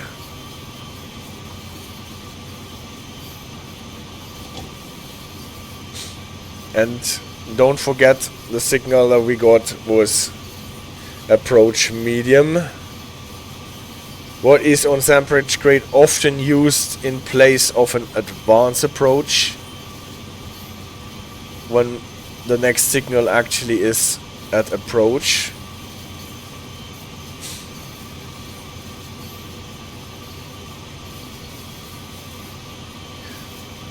We are not really bothered with the speed because even with full throttle we're not going faster than 20 and are far away from exceeding medium speed of 30 miles.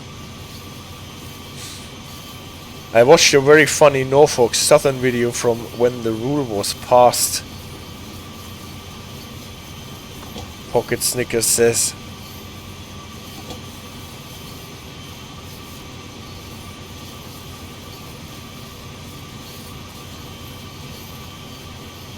Chili, I'm sorry you have to wait. You don't need to go to the door all the time. Just lay down in your bed.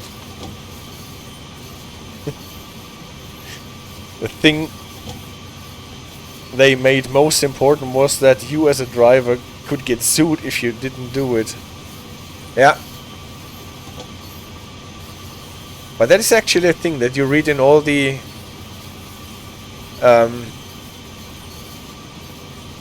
NTSB reports. If there is a level crossing accident, they always make sure when did the train start the cadence. And here's our approach, what is a bit annoying because now we have to approach the next signal, what is already on the downhill part, ready to stop at that signal.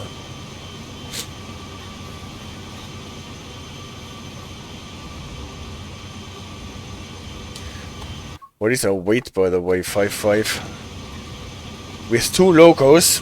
That's quite heavy. And no loco at the end. That means no dynamics at the end. If we were using the dynamics alone, then the whole train will bunch in our back. Let's see how this goes.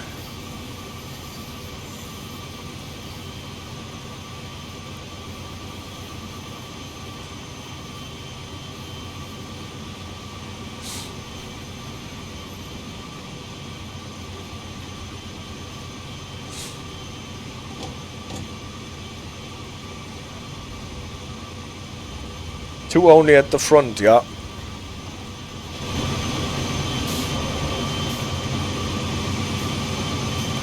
And none at the rear.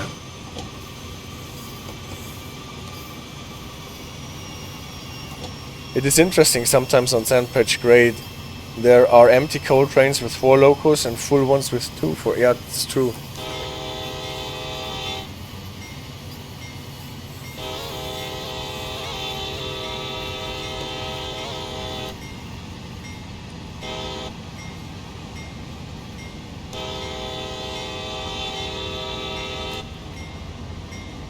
So let's see where we are going.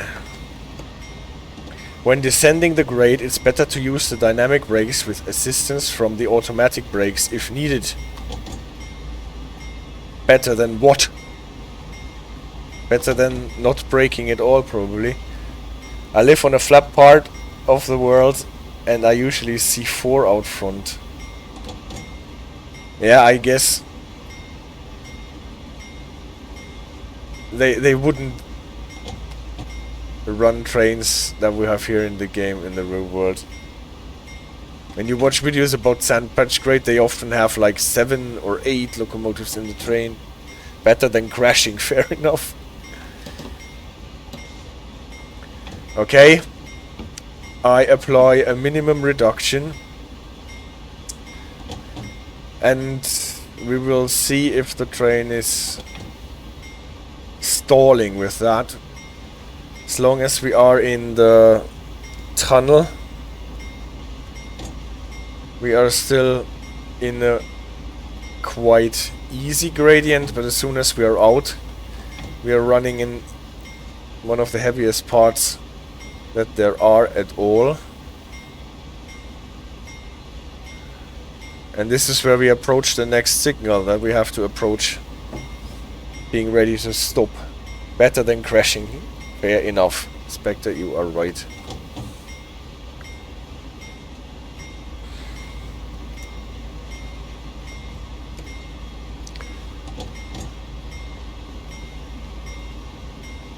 Let's get the dynamics ready in case we really have to stop in front of that signal. I don't want to necessarily have more than minimum reduction, because there is always this part when you're passing Glencoe, I think it is.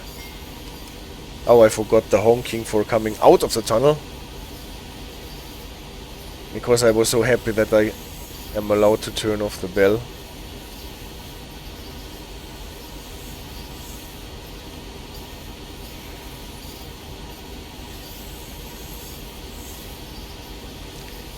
Well, the ditch lights stay stop flashing after a while, even if you leave the bell on, I think.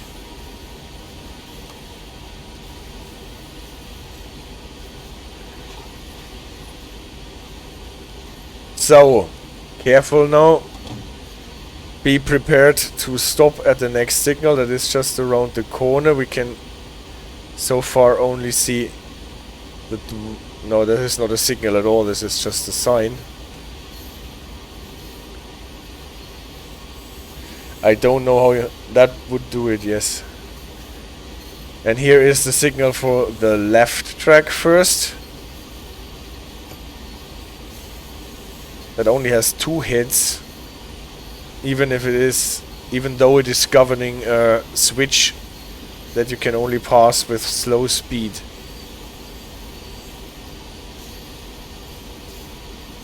And we can see green light on our signal. That means we can let the train go. Not removing the minimum reduction.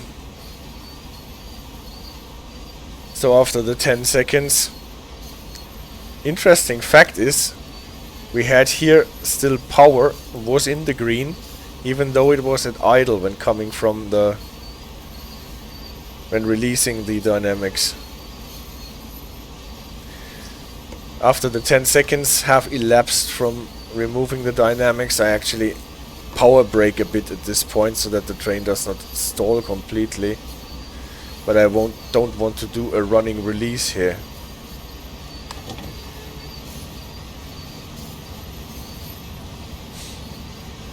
Especially since I do not have any dynamics at the end of the train. And we are in the 1.4 gradient part.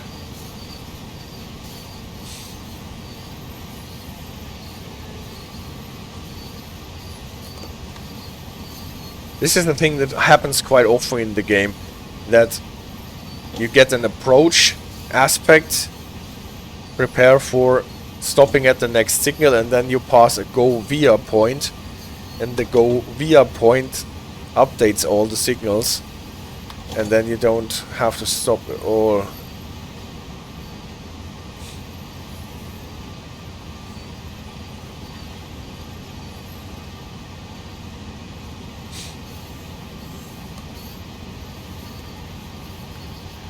So, as soon as we got the train back to whatever 12 or 15 miles, I think I can cut the power again and let the gradient do the work of accelerating the train again, and have enough time until I need the dynamics again to stop them from running faster, or stop the train from running faster than 30.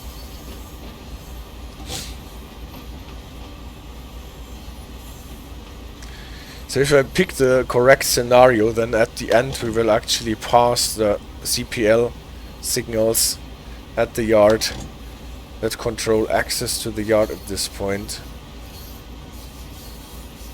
Pocket Snicker says, I played a timetable service the other day in 3, which failed because they had me stop with my cars in front of an AI train, and then where I had to go, which is my fault, of course.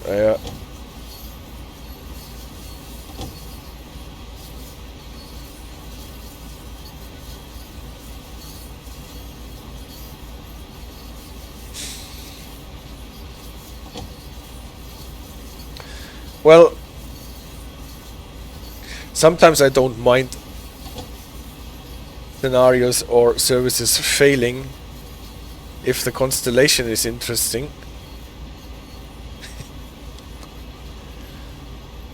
But now you have this resume from last checkpoint thing again, right?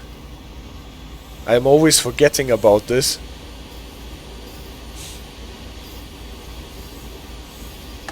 But I guess this is working again.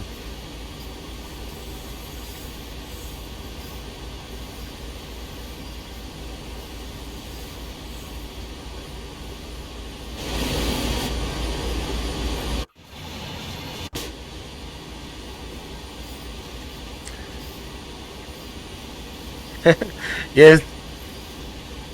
I don't think I had one, or I was too annoyed to use it. The last part I can totally get. This is when I power down the computer and take my dogs for a walk.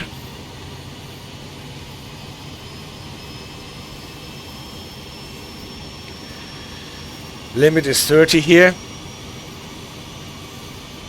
If I remember correctly, we are soon to pass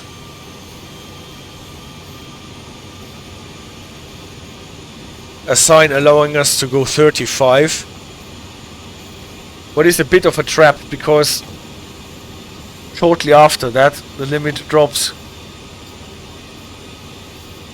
to 25.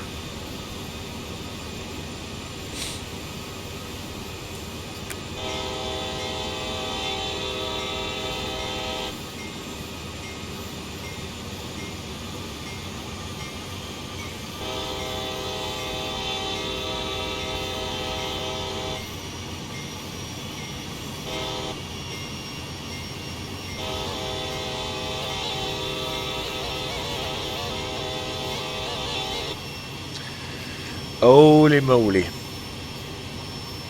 Thankfully there is no dog sim world. Walking them in real life is great. Yeah, you're right. The thing is, there is a dog sim world. Or at least dog simulation games. Pet hospital. Pet hotel.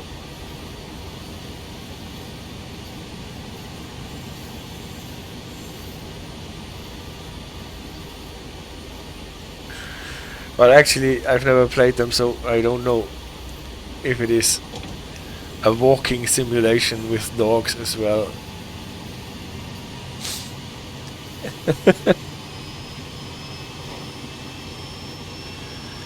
I actually think I bought one of those games in a bundle the other day. But I don't know which of them.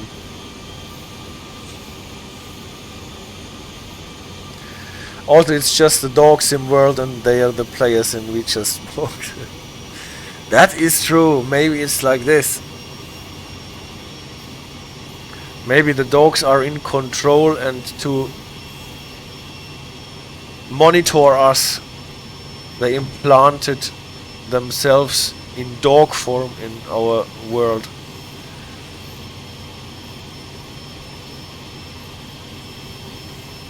So I think this is this nice curve where you can see the end of your train when looking out of the window.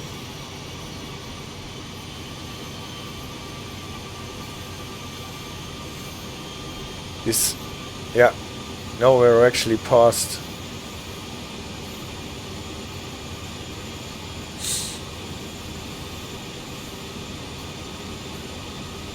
Oh, we're just in it. Here we can see the end of our train. Coming down the grade.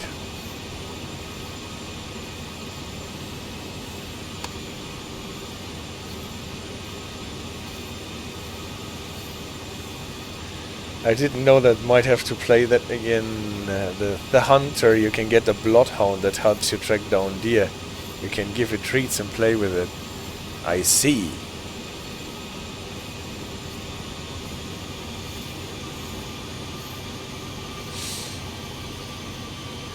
No, to be honest, I never played the hunter.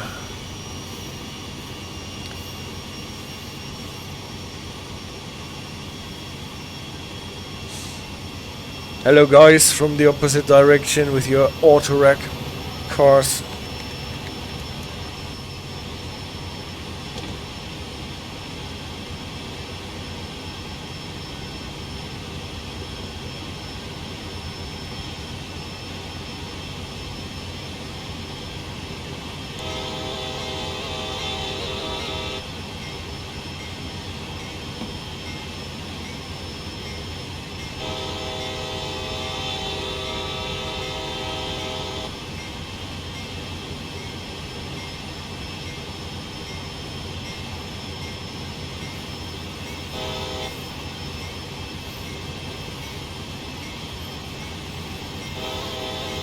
I would always talk to dogs and cats and Red Dead.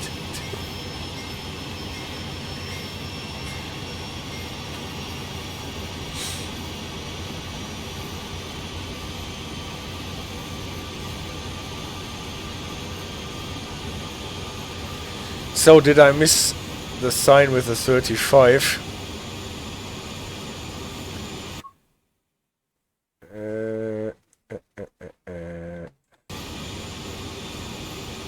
No, here's the sign with the 35.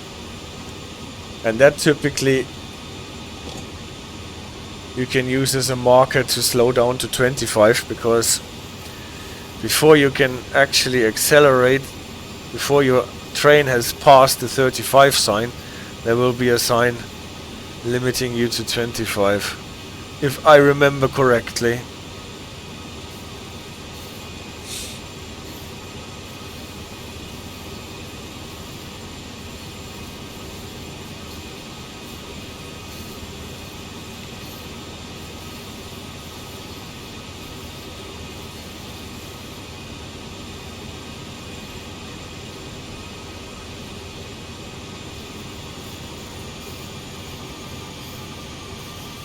Yes, here it is already. It says 35, the sign, but see what happens, it goes to 35, and then all of a sudden it drops to 25. So, however this is prototypical, I cannot say.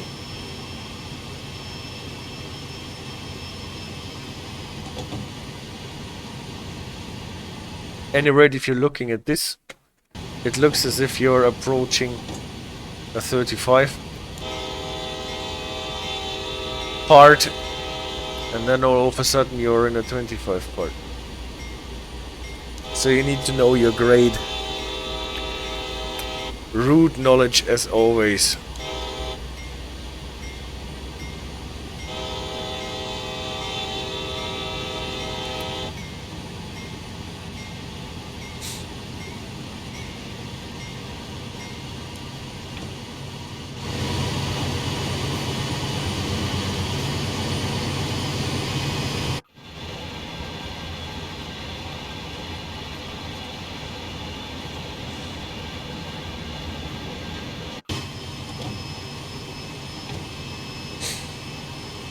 Every time I play this DLC, I want to travel to Pennsylvania.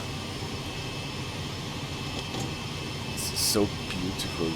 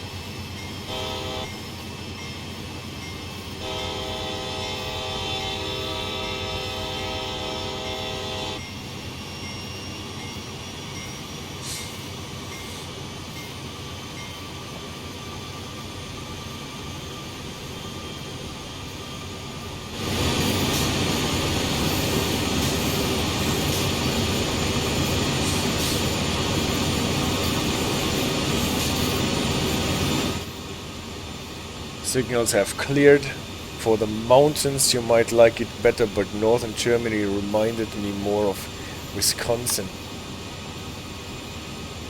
Northern Germany reminded you of Wisconsin. Alright.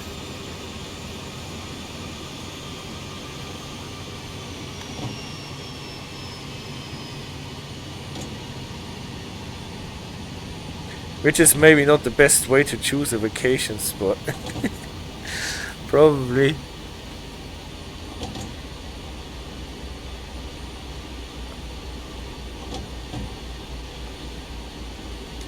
Rolling hills and forest. So northern Germany you say is rolling hills and forest.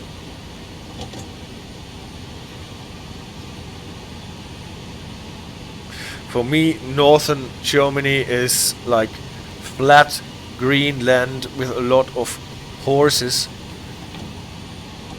on grass, and then obviously the seaside.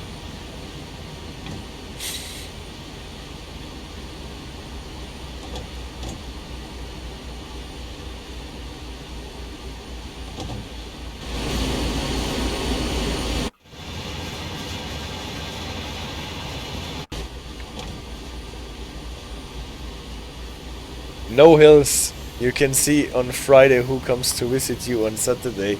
Yeah.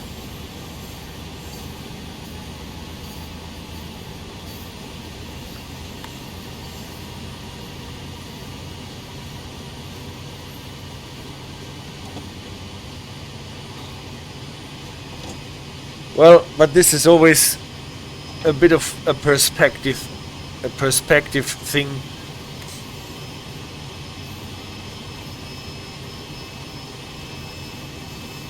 The place where I'm located, you can meet people talking about northern Germany, and they are talking about Düsseldorf or Kassel, because everything is in the north if you are in the south.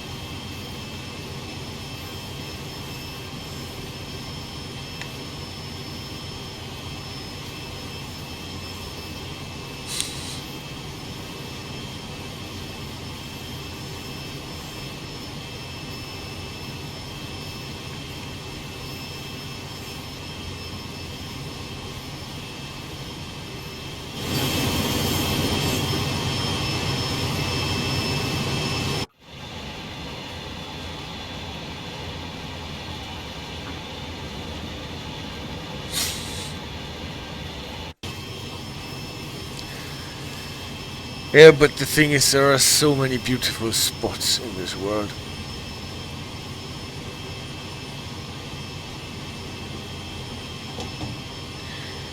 If you just know how to savor them. I can see 20 miles on a clear day, says Pocket Sneakers.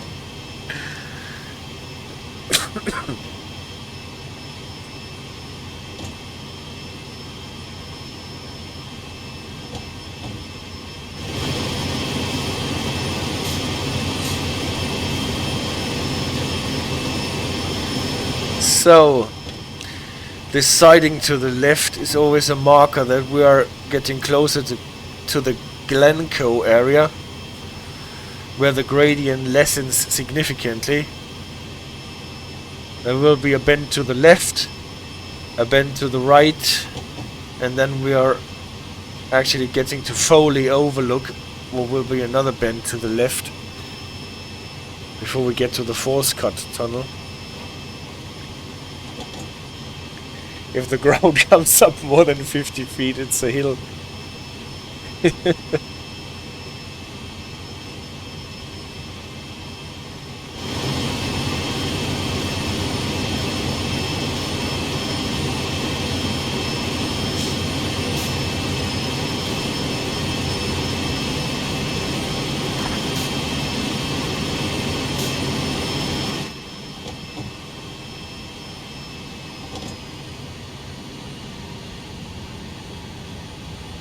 Yep, speed is dropping,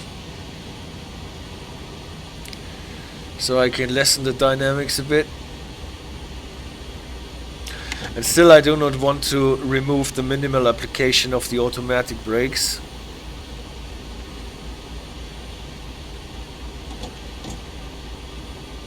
I'm pretty sure the special instructions for this grade still prohibit you from doing a running release here.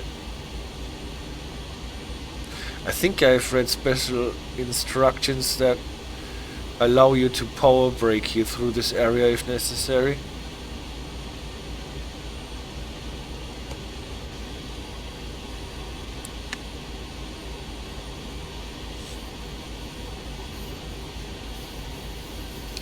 I guess it was the train between Berlin and Hamburg that seemed hilly, but I'm sure I'm wrong now. Well, last time I was running between Berlin and Hamburg, it was during the night, but I would say at least the area around Hamburg is very flat. When you get closer to Berlin, maybe there is a bit of a hilly area. If you go more to the south, coming from Berlin,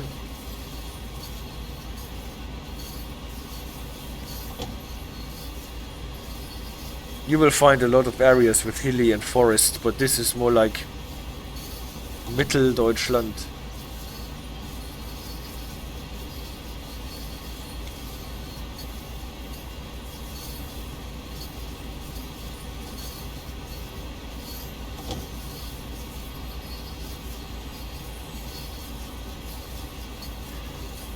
So, those are the signals close to Glencoe. That was the sharp turn to the right. Speed is dropping. I have removed the dynamics completely. Let's see if I have to power brake or if the gradient picks up fast enough.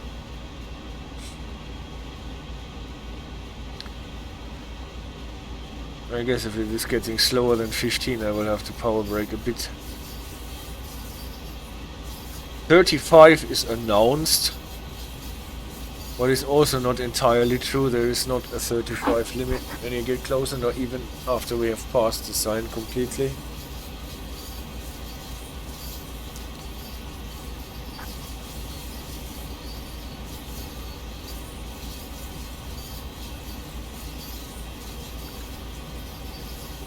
Now the gradient is picking up a bit as much as the loco is involved. Well, a bit power can't hurt. Now we're slower than 15.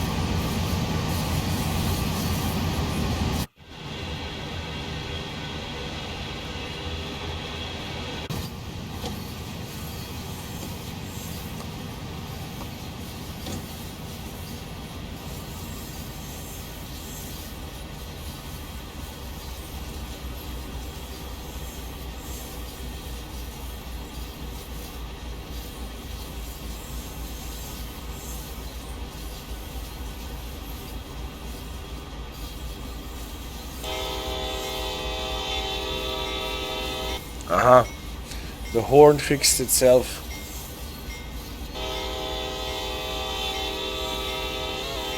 No, I jinxed it.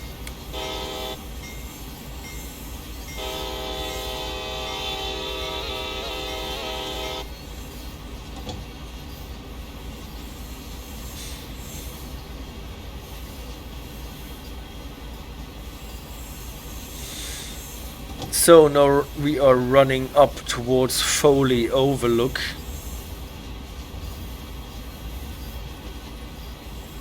What is a scenic place where you can find a lot of photographs taken and put into the internet of trains coming down the grade just as we are doing.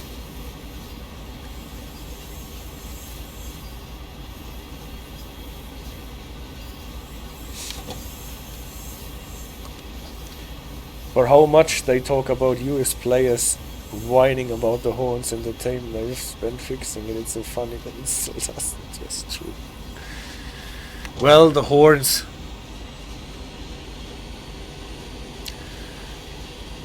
I would always have thought the horns are a secondary issue in the game.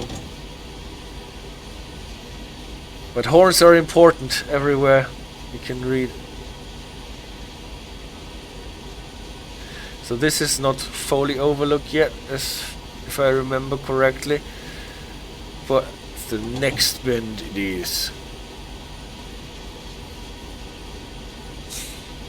And there you can find a lot of pictures where you see the old. Oh, I'm braking. Ooh, wrong. There you can see the old CPL signals. Chile, I'm sorry. Not before I get to Cumberland.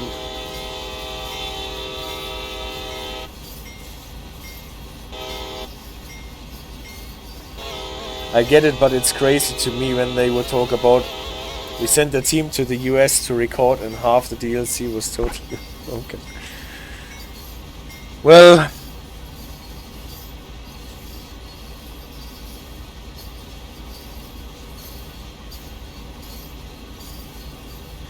sometimes you really wonder.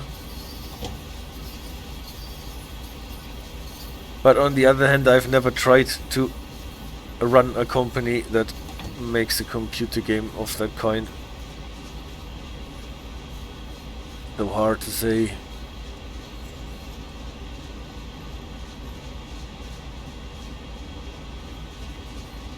Oh, we are already around it. No, we're not around it. This is Foley's Overlook here.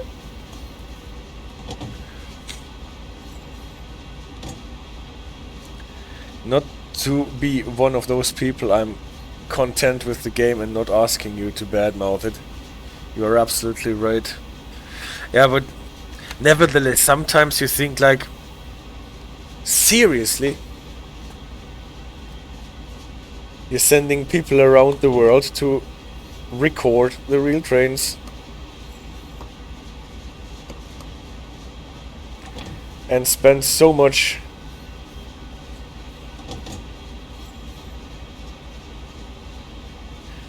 and then things are wrong that I could have told you after running the route once.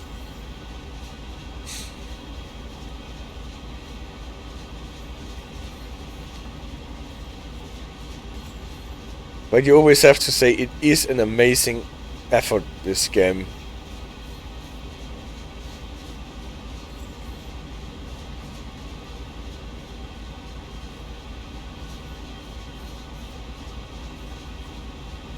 And there is no other train simulator that provides this cozy feeling of actually sitting in it.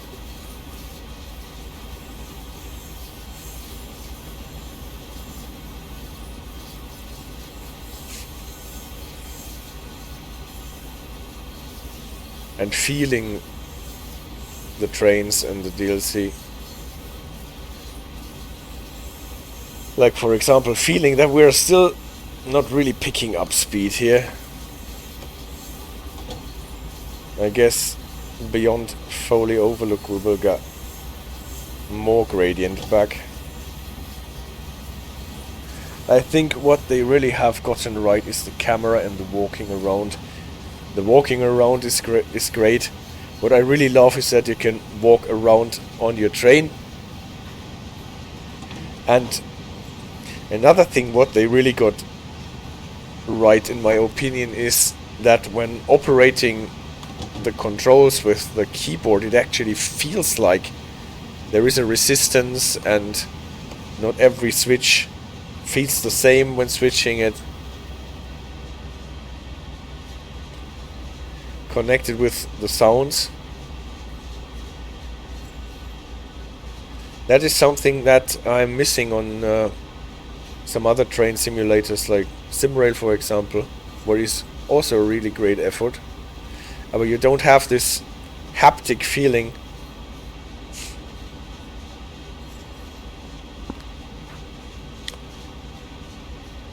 Yeah, it's not instantaneous, and sometimes it takes longer, and some notches take more. It's not always of the same quality, but still. So now we're actually running towards Foley Overlook. So in this foresty bit on the other side there is a road, and obviously you can stop there and take pictures of the trains coming down the way that we are coming down at the moment. So that if we go into photo mode, I don't think that you can see the road and this spot in the game, but what you find a lot is more or less this perspective here, with pictures taken from up here and trains coming down, some of them with the newer signals that we have here and some with the old CPL signals, so there are a lot of them on the net.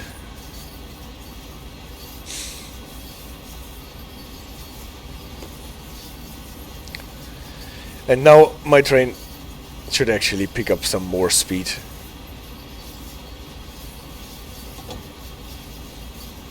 before we get to the Falls Cut tunnel. It was Falls Cut, wasn't it? Well, we will see. Something with falls.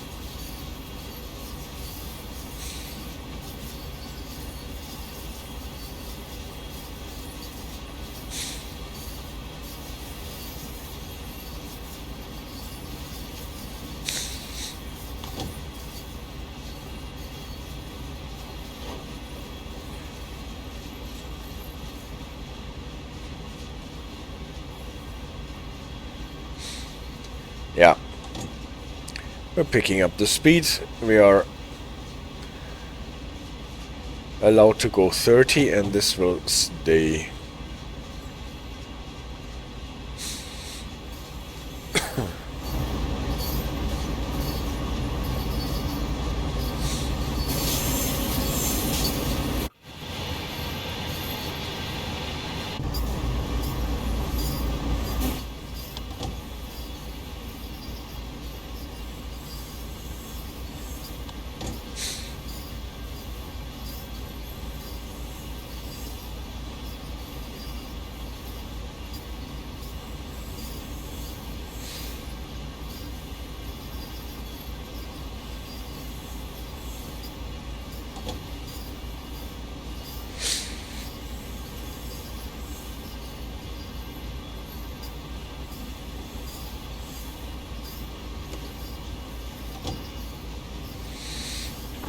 Get the dynamics ready, because they always take a bit.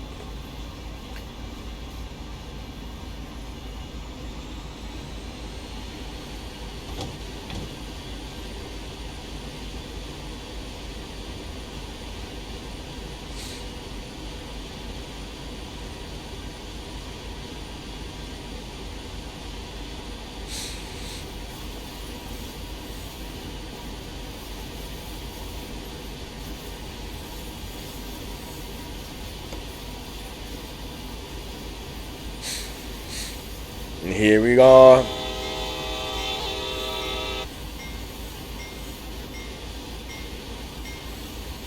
Falls Cut, yes.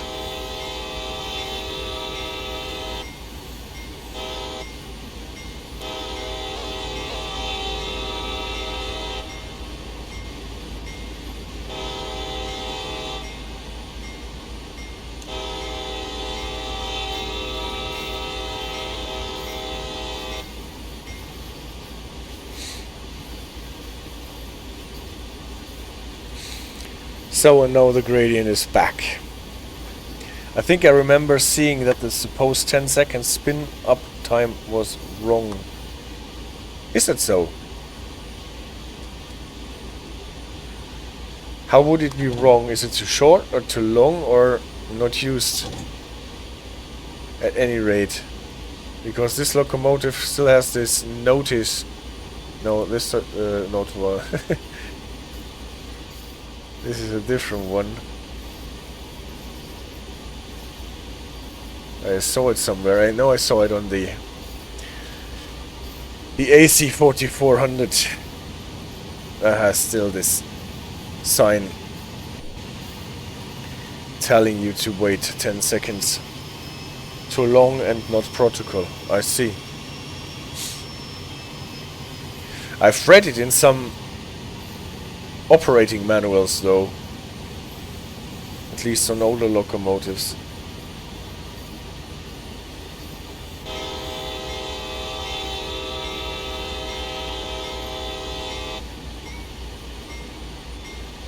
Now we're getting closer to the Fairhope area.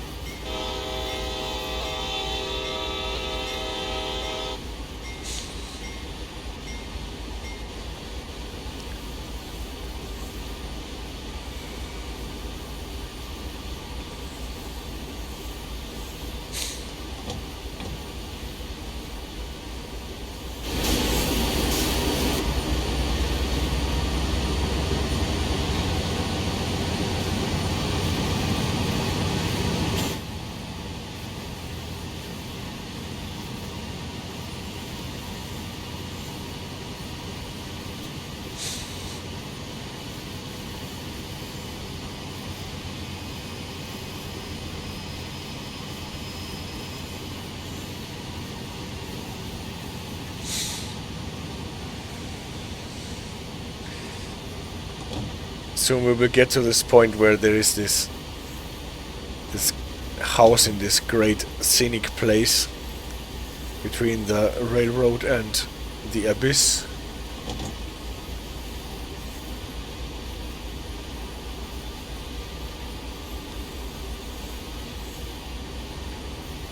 The road on the other side of the valley should be the Fairhope road. If I remember, they were maybe talking about BNSF though. Well, maybe there is a difference between the really old locomotives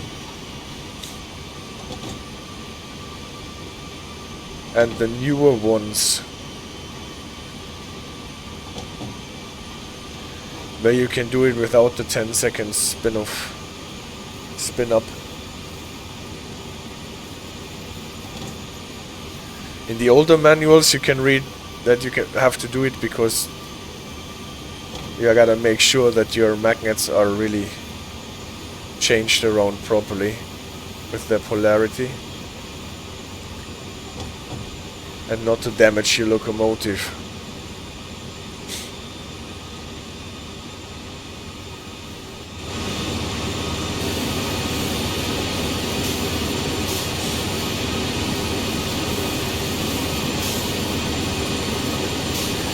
But again, maybe better than not braking at all.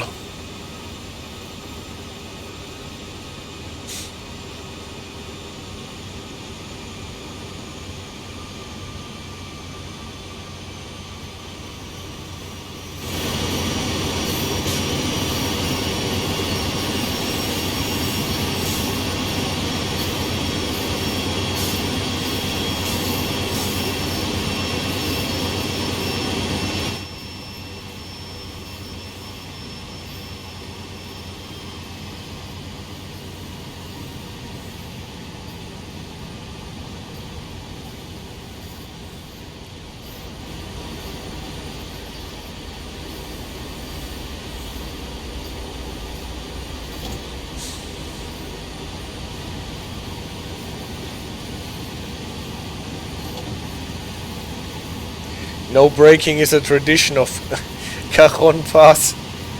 Well,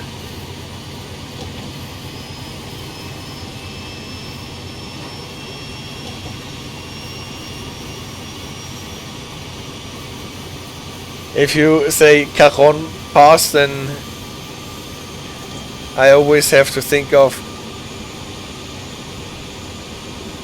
do a lot of braking and still not slow down.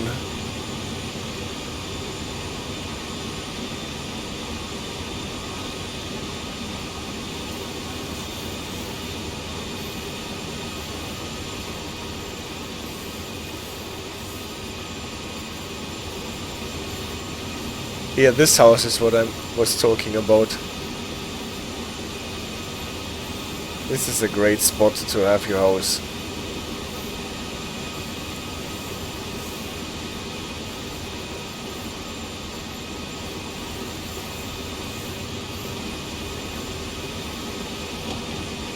It's tough. I watched a short documentary about a horrible accident on there.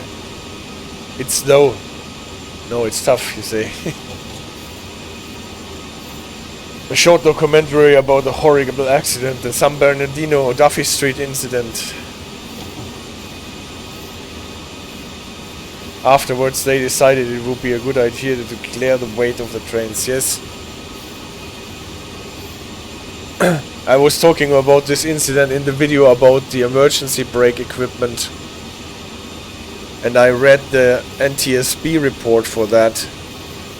This is really a horrible disaster.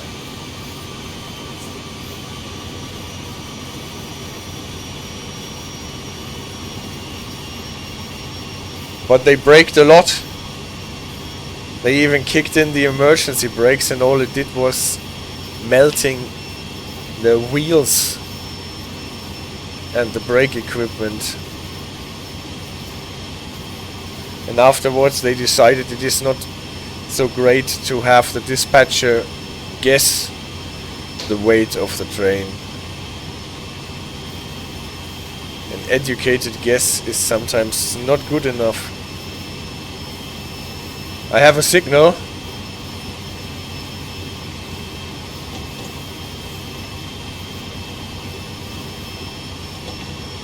That was for the opposite track, right?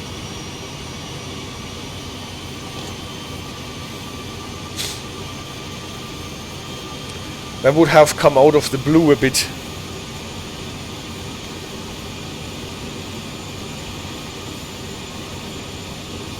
A red signal out of the blue.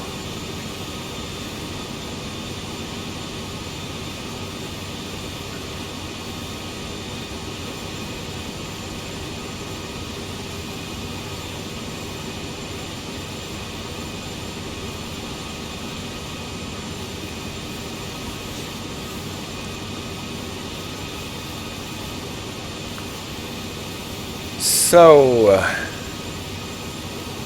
if I'm not mistaken, this is the spot where the Gooseberry Run comes in from the left. And then we're almost at Hyndman.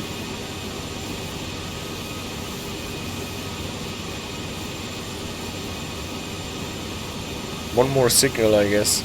The fun part of that story was that after they cleaned up the train accident, the pipeline exploded within a week, yeah. The poor people at Duffy Street.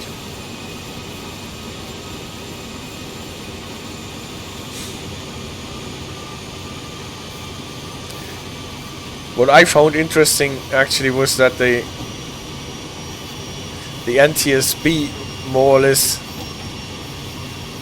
told the railroad carriers that they should not rely so much on the dynamic brakes, and that it is a bad idea to cut out the dynamic brakes in case an emergency brake application happens.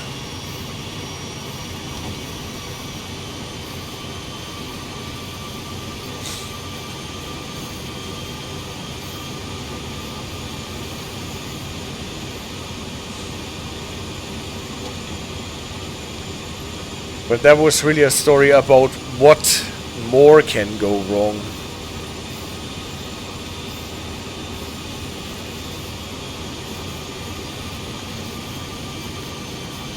It was interesting for me to learn that they are actually pumping gas in a pipeline to Las Vegas.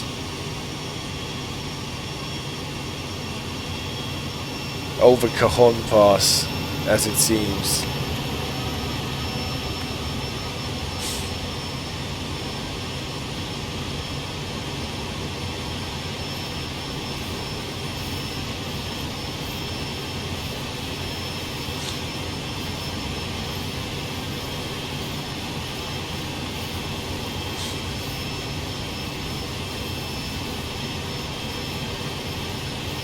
Hockey is live. What's the grade like on this? On Cajon Pass? Oh, here where we are at the moment. You can see it, yes. In the part that we are in, it's 1.4. In the steepest part, it is close to 2%. I'm not sure how common it is, but it's probably more common than either of us would guess. Probably pumping gas around.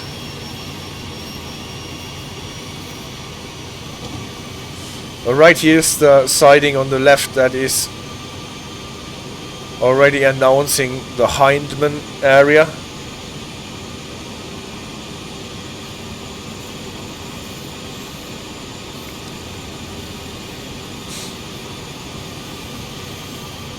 There's already the 50, I guess. Yes. 50, one more level crossing. Then the bridge. And funny enough, I always think there should be signals, but there are no signals when you're coming down. There are signals for the opposite direction.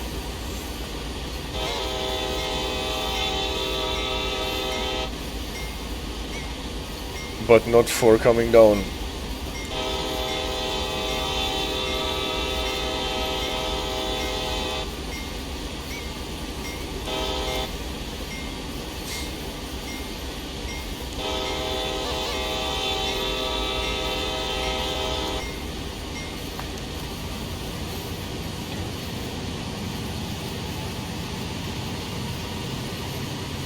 Here the bridge, and then the bend to the right, and the signals are not before the end of the straight.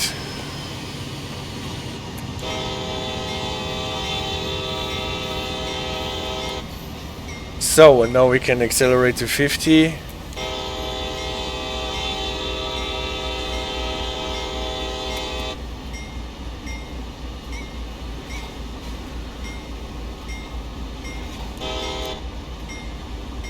And that also means that now I feel entitled to do a running release.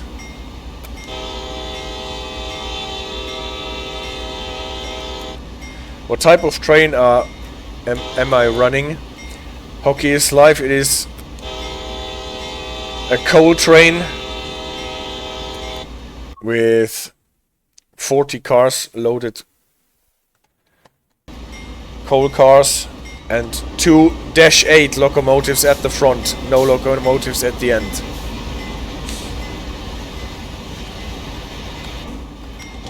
It is one of the scenarios that comes with the Dash-8.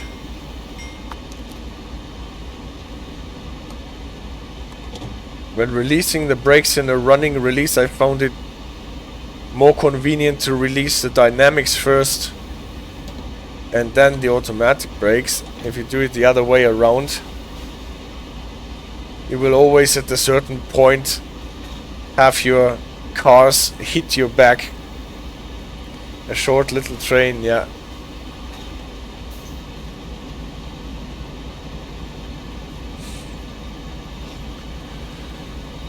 And you can feel this in the game totally. So if you have the dynamics on and release the automatic brake, then all of a sudden you will get this jolt from behind.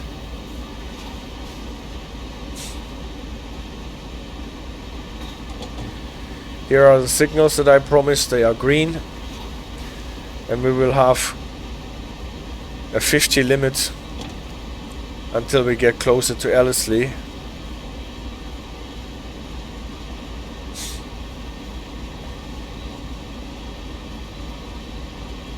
We normally run 12,000 feet, 32,000 ton coal trains. That sounds heavy.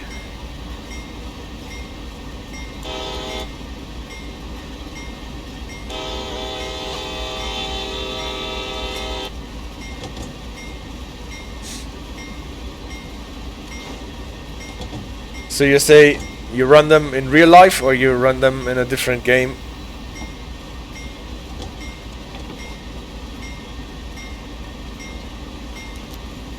In real life, great. That is amazing.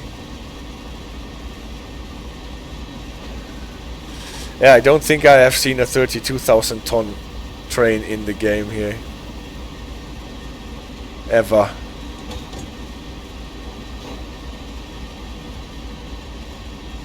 Your grades aren't as bad either, I see. Max 1% for like 20 miles. Alright. But still 32.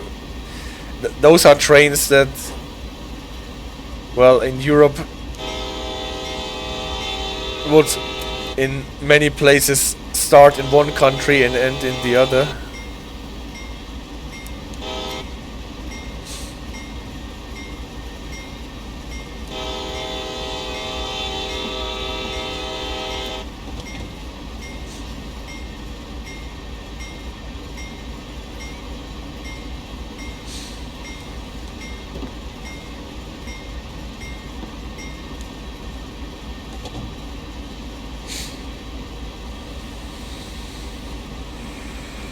So we're approaching this rather flat part here.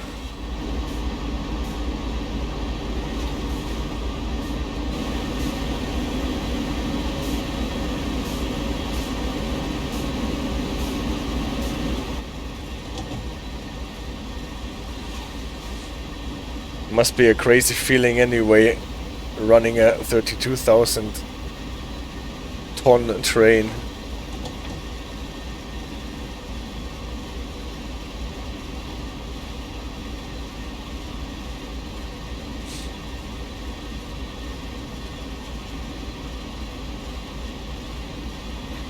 It's whatever.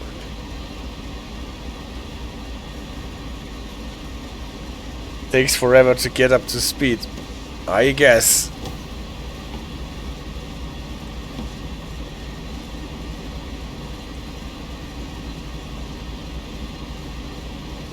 That's 0.4 horsepower per ton. I see.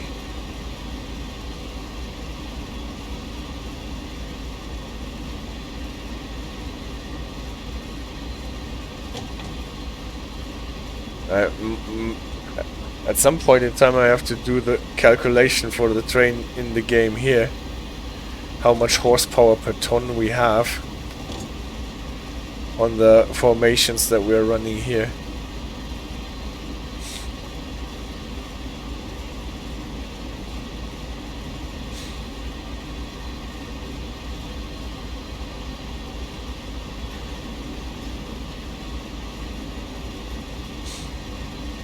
So here the gradient almost flattens out at 0.3%.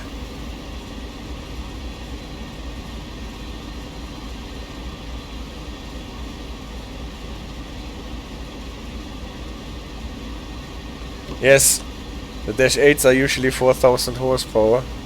I think it actually says in the name, right? C40, that's the 4,000 horsepower.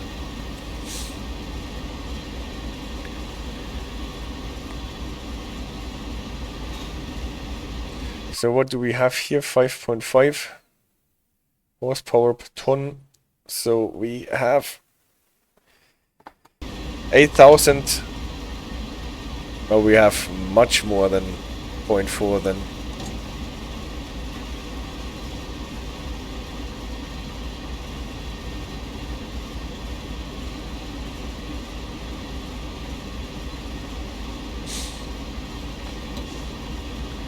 So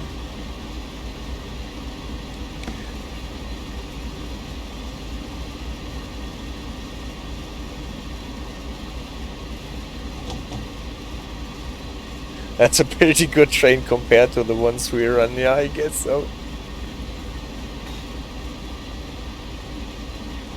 But I guess you would have the locomotives not only at the front, but at least at the front and the end, and maybe even somewhere in the middle, no? Oh, I missed my honking spot.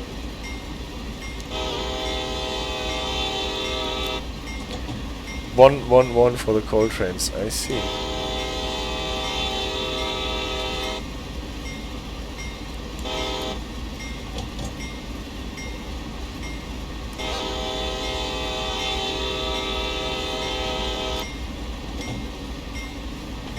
Lanka.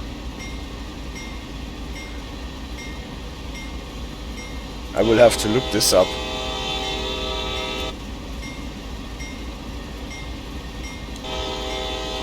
I have some videos of my run if you would like to see. Of course. Are they on YouTube?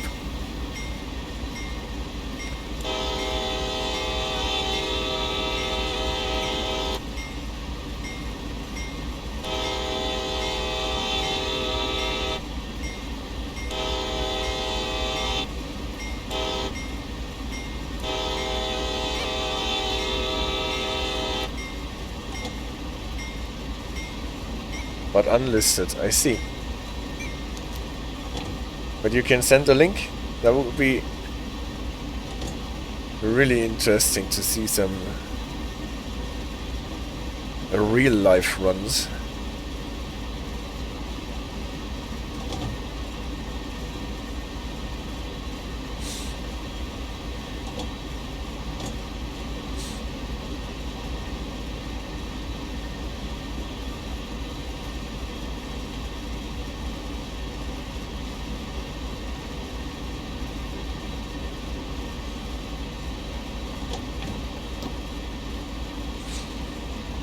So I hope I'm not depleting my air brakes.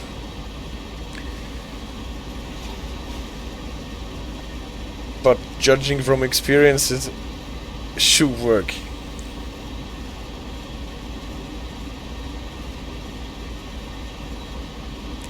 Limit is still 50.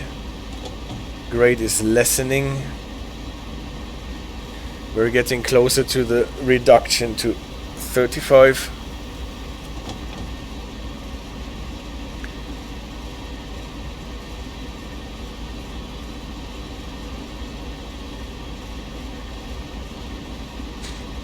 This house here is always a marker for me that we are now getting closer to the reduction to 35.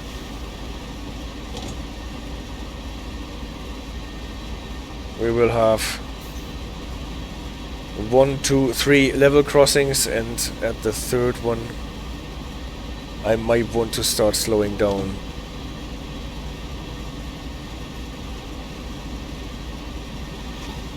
Number 1.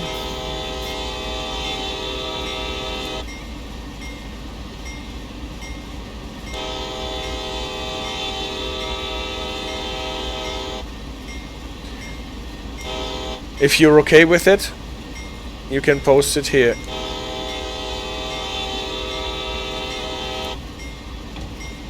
The moderators won't delete it, I'm quite sure. Thank you so much, I will watch it after the stream.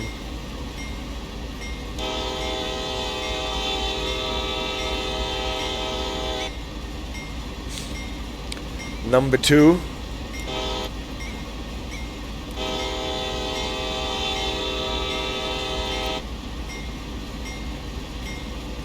Now there's actually a short part where we are running uphill.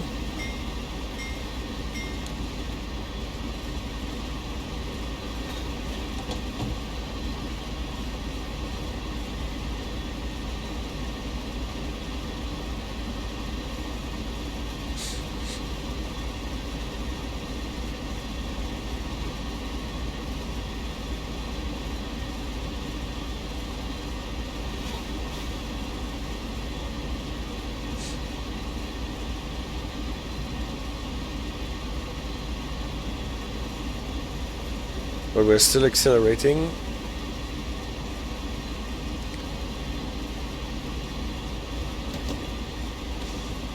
So maybe get in the minimum reduction now.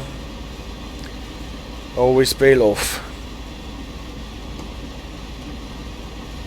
And then see where we get. Now we're on the last miles in Pennsylvania. Here's number 3.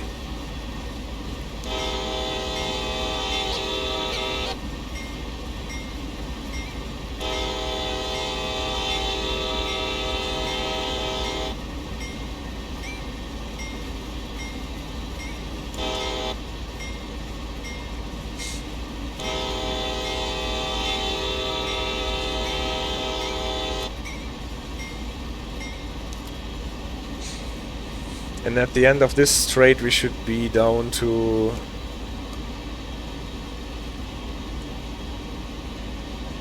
$35.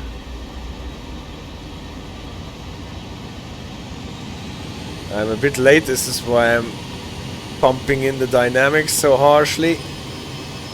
And here we are, we're late. Oh, we are late, we are late, we are late, we are late. Push.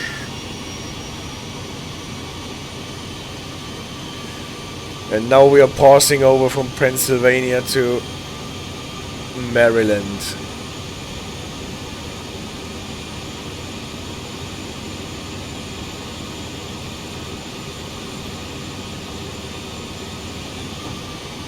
This is one of the borders, of those borders that are running in a straight line.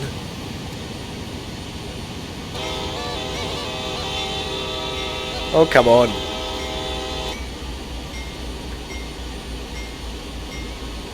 For miles on end.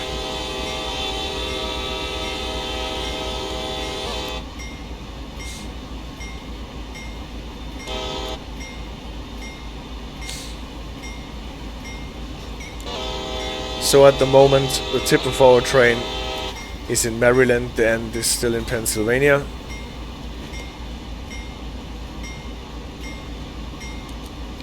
And this is Ellerslie here.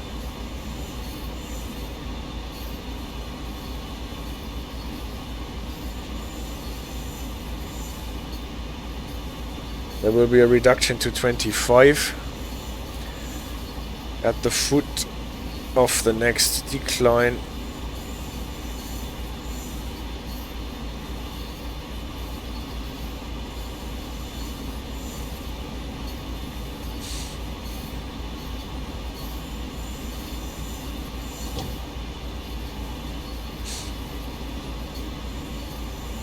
So maybe we just leave the minimal application on.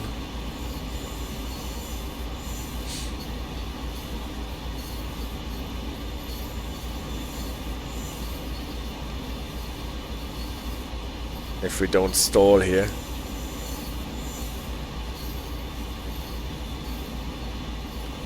I will just let it take us down to the 25 and then release it.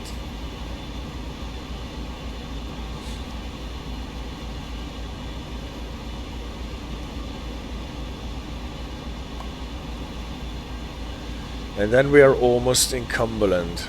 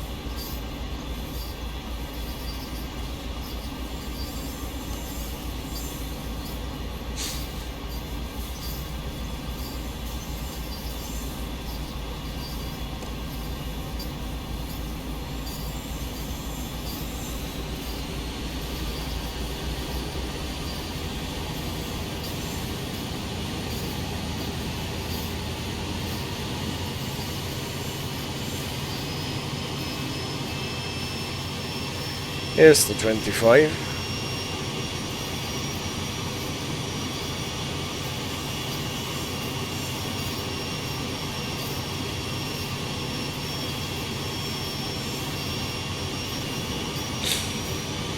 Now there's probably no way around controlling the speed with the dynamics here, because I guess if I add a minimal application, it will stall the train.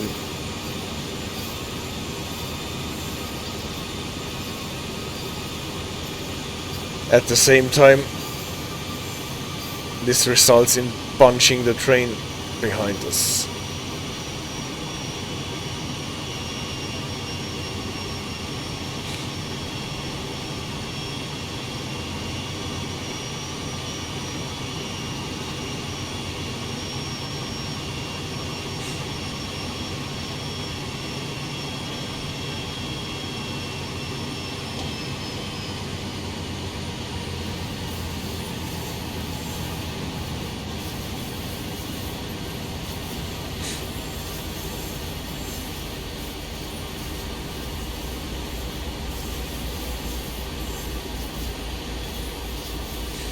Almost level ground here.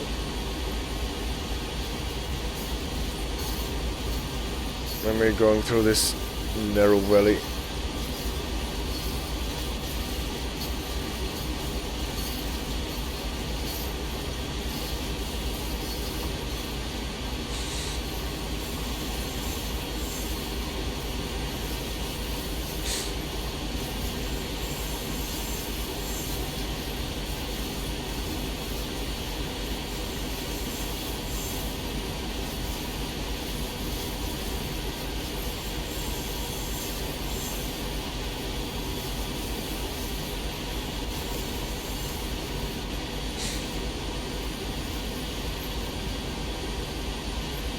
And around the next bend to the left, we are already getting into Cumberland.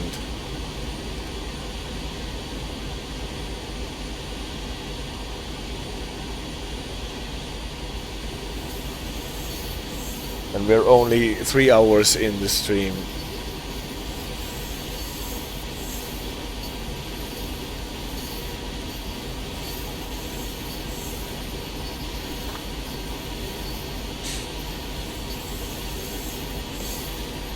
Last signal was green, so we don't have to prepare to stop at the Viaduct Junction. This one is green as well, thank God. Because this is actually an annoying stop if you have to stop at the Viaduct Junction. Coming downhill, going uphill with the locomotive a little bit.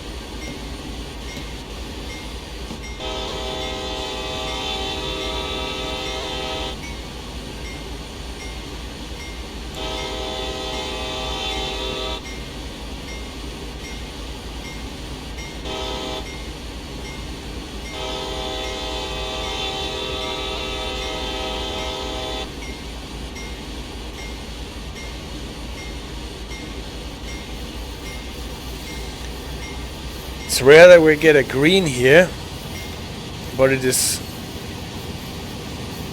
at the same time nice to see, because that means we are going on the through track and getting into the yard where the CPL signals are, and this is why I chose this run.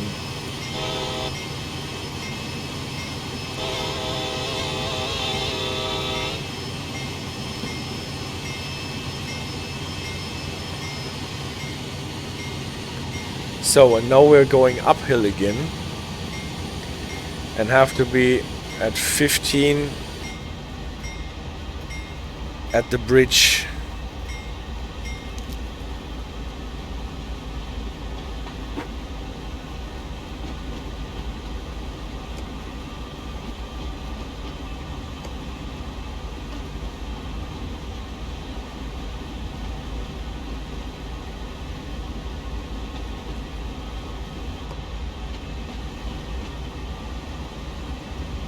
So we are not going to the right, what would lead us into the yard already. But for that we would have gotten a restricted. Since we got a clear, we're going straight on.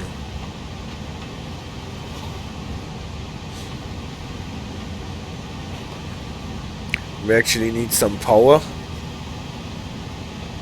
to get the train running again and not to stall. And here is the 15.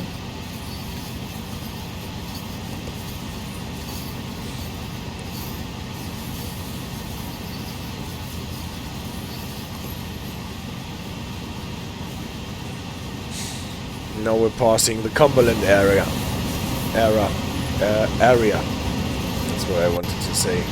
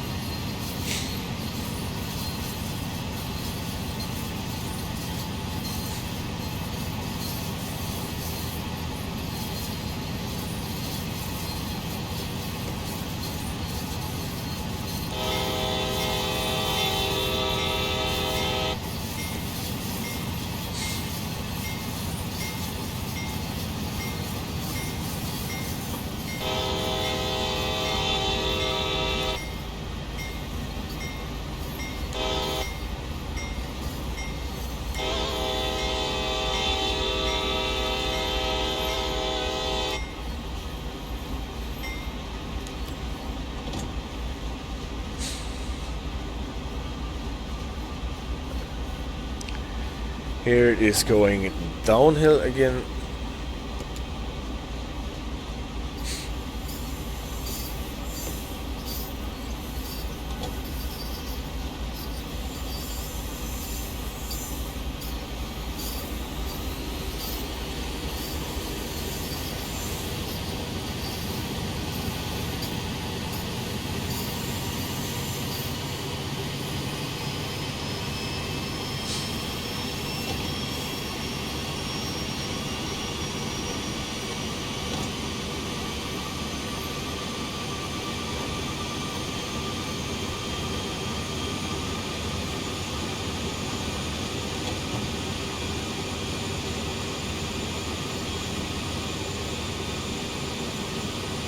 This is not for our direction.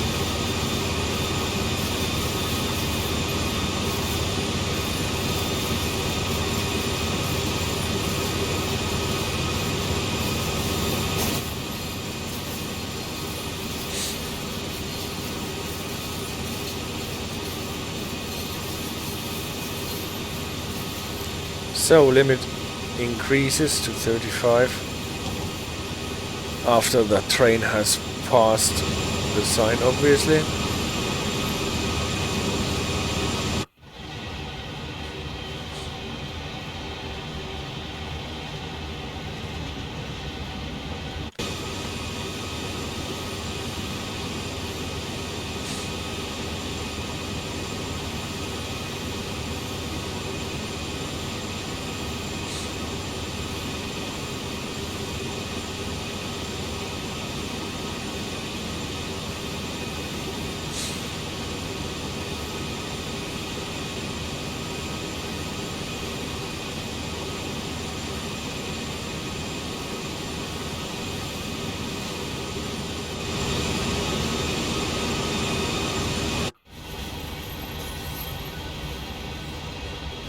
My dog, soon we're there.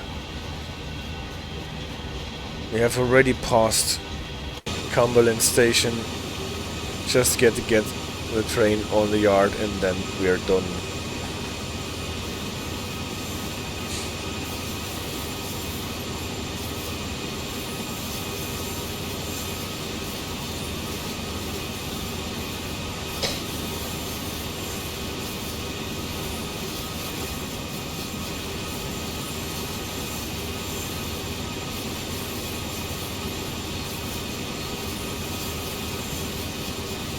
No, there is no end of train device on this train. We've talked about this in the beginning of the stream. You might not have been there already or yet. But there is, for whatever reason, no end of train device.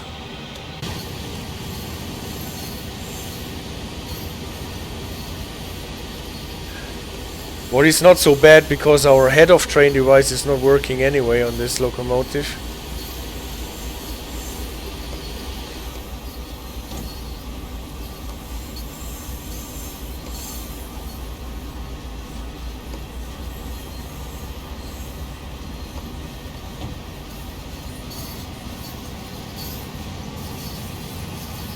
And I guess sometimes in the scenarios they don't give you an end of train device.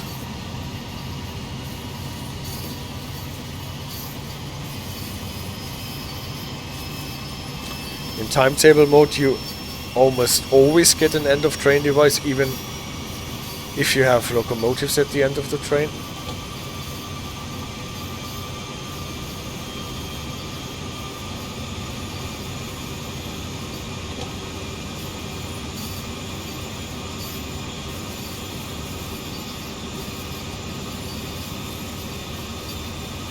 I've never been able to make any use of the counters, even when I try.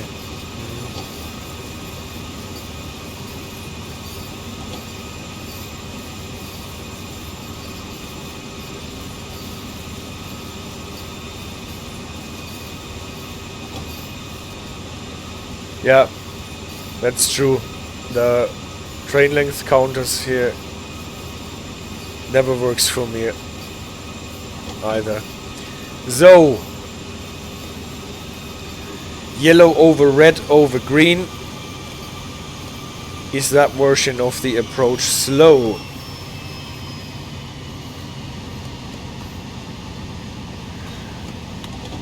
Approach slow, we often have yellow over yellow. But this is the version for the 3 signal heads. Yellow over red over green. Approach slow. And the next signal will be our color position light signal that we have seen in the beginning of the stream. And it will let us in the yard.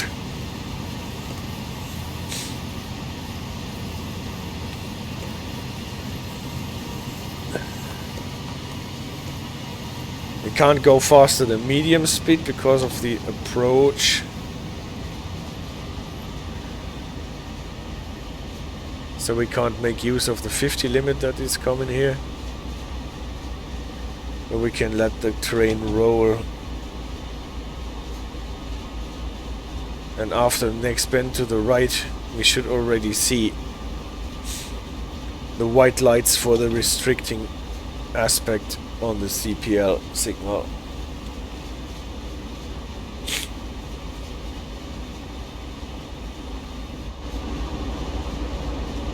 Beckoning us into the yard.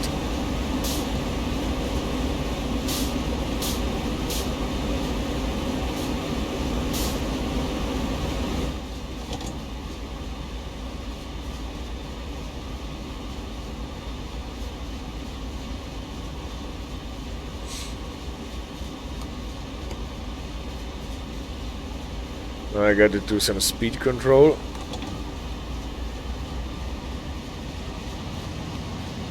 If we are getting more than 5 miles per hour faster than we are allowed to go, our second man has to apply an emergency application, right?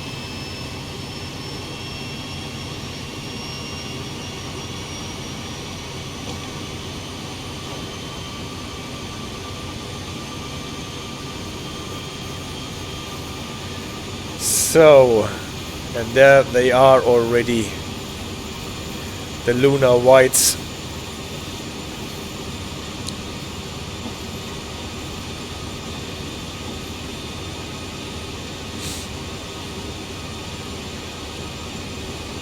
And we got to get the speed down to 15.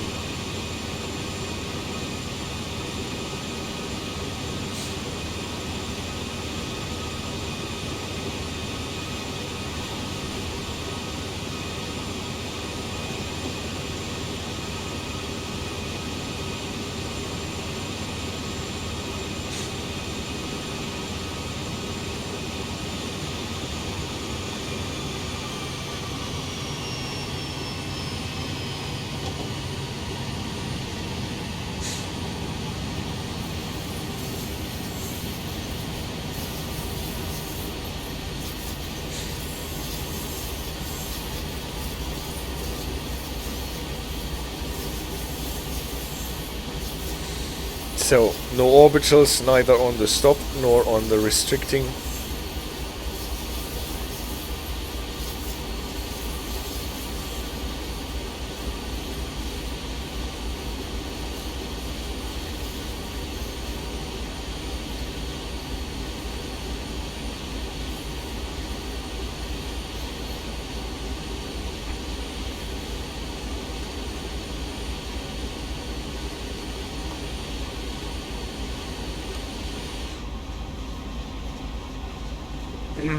And now we can let the train run home.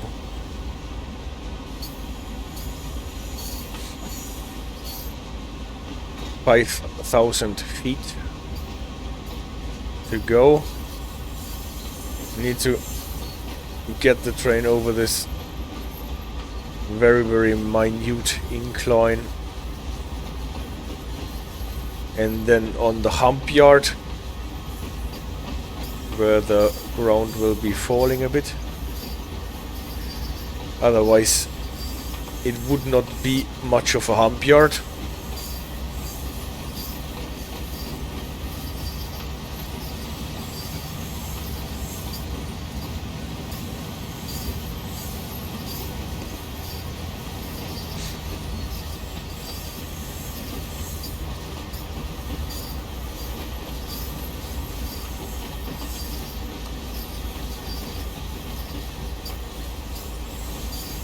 So this is where we still have to go.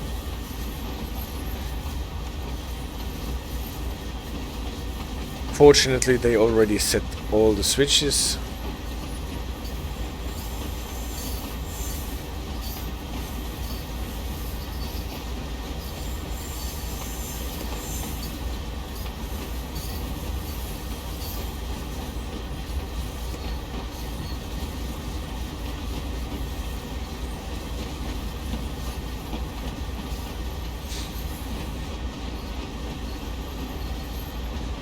Last 1,000 yards are incoming.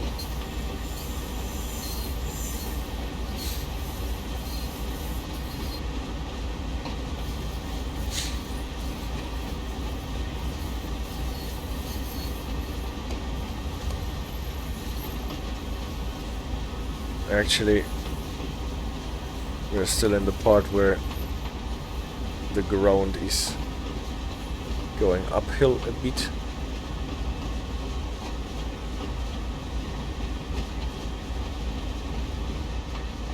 Towards the end it should fall.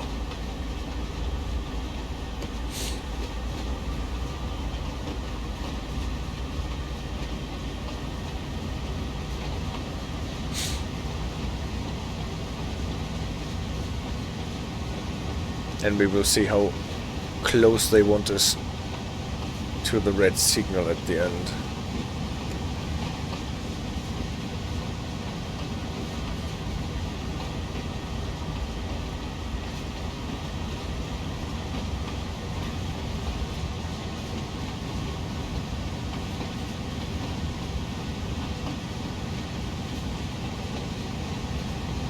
Actually, we are not going to the hump yard, we're going to the receiving yard. Hump yard is where we just passed the CPL.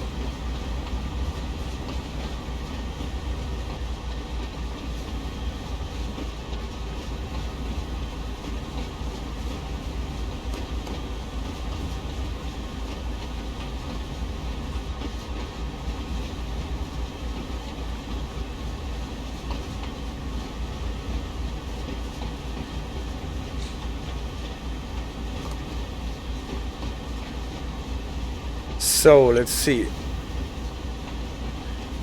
when to start throwing in the automatic brakes. Probably should do some stretch braking since we relied on the dynamics when coming in.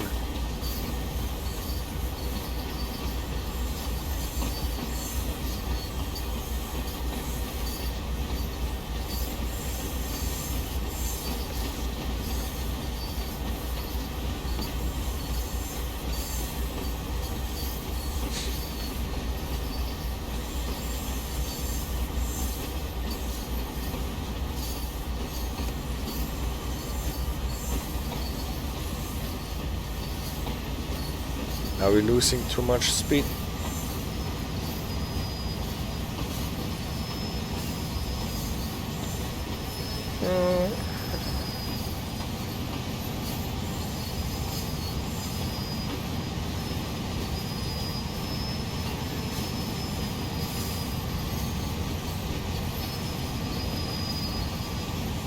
...100 yards. And we are at 7 miles. Notch 4 power braking.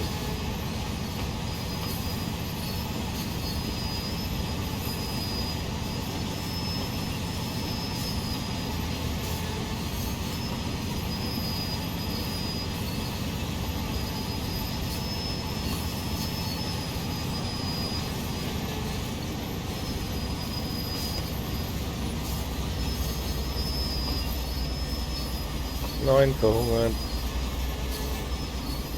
Come, go on.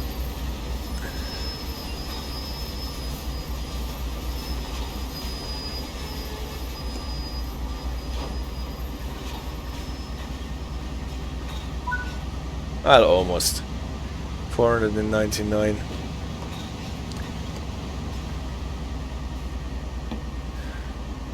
Thank you for completing this run. Let's see how you did. Right on. Thank you very much.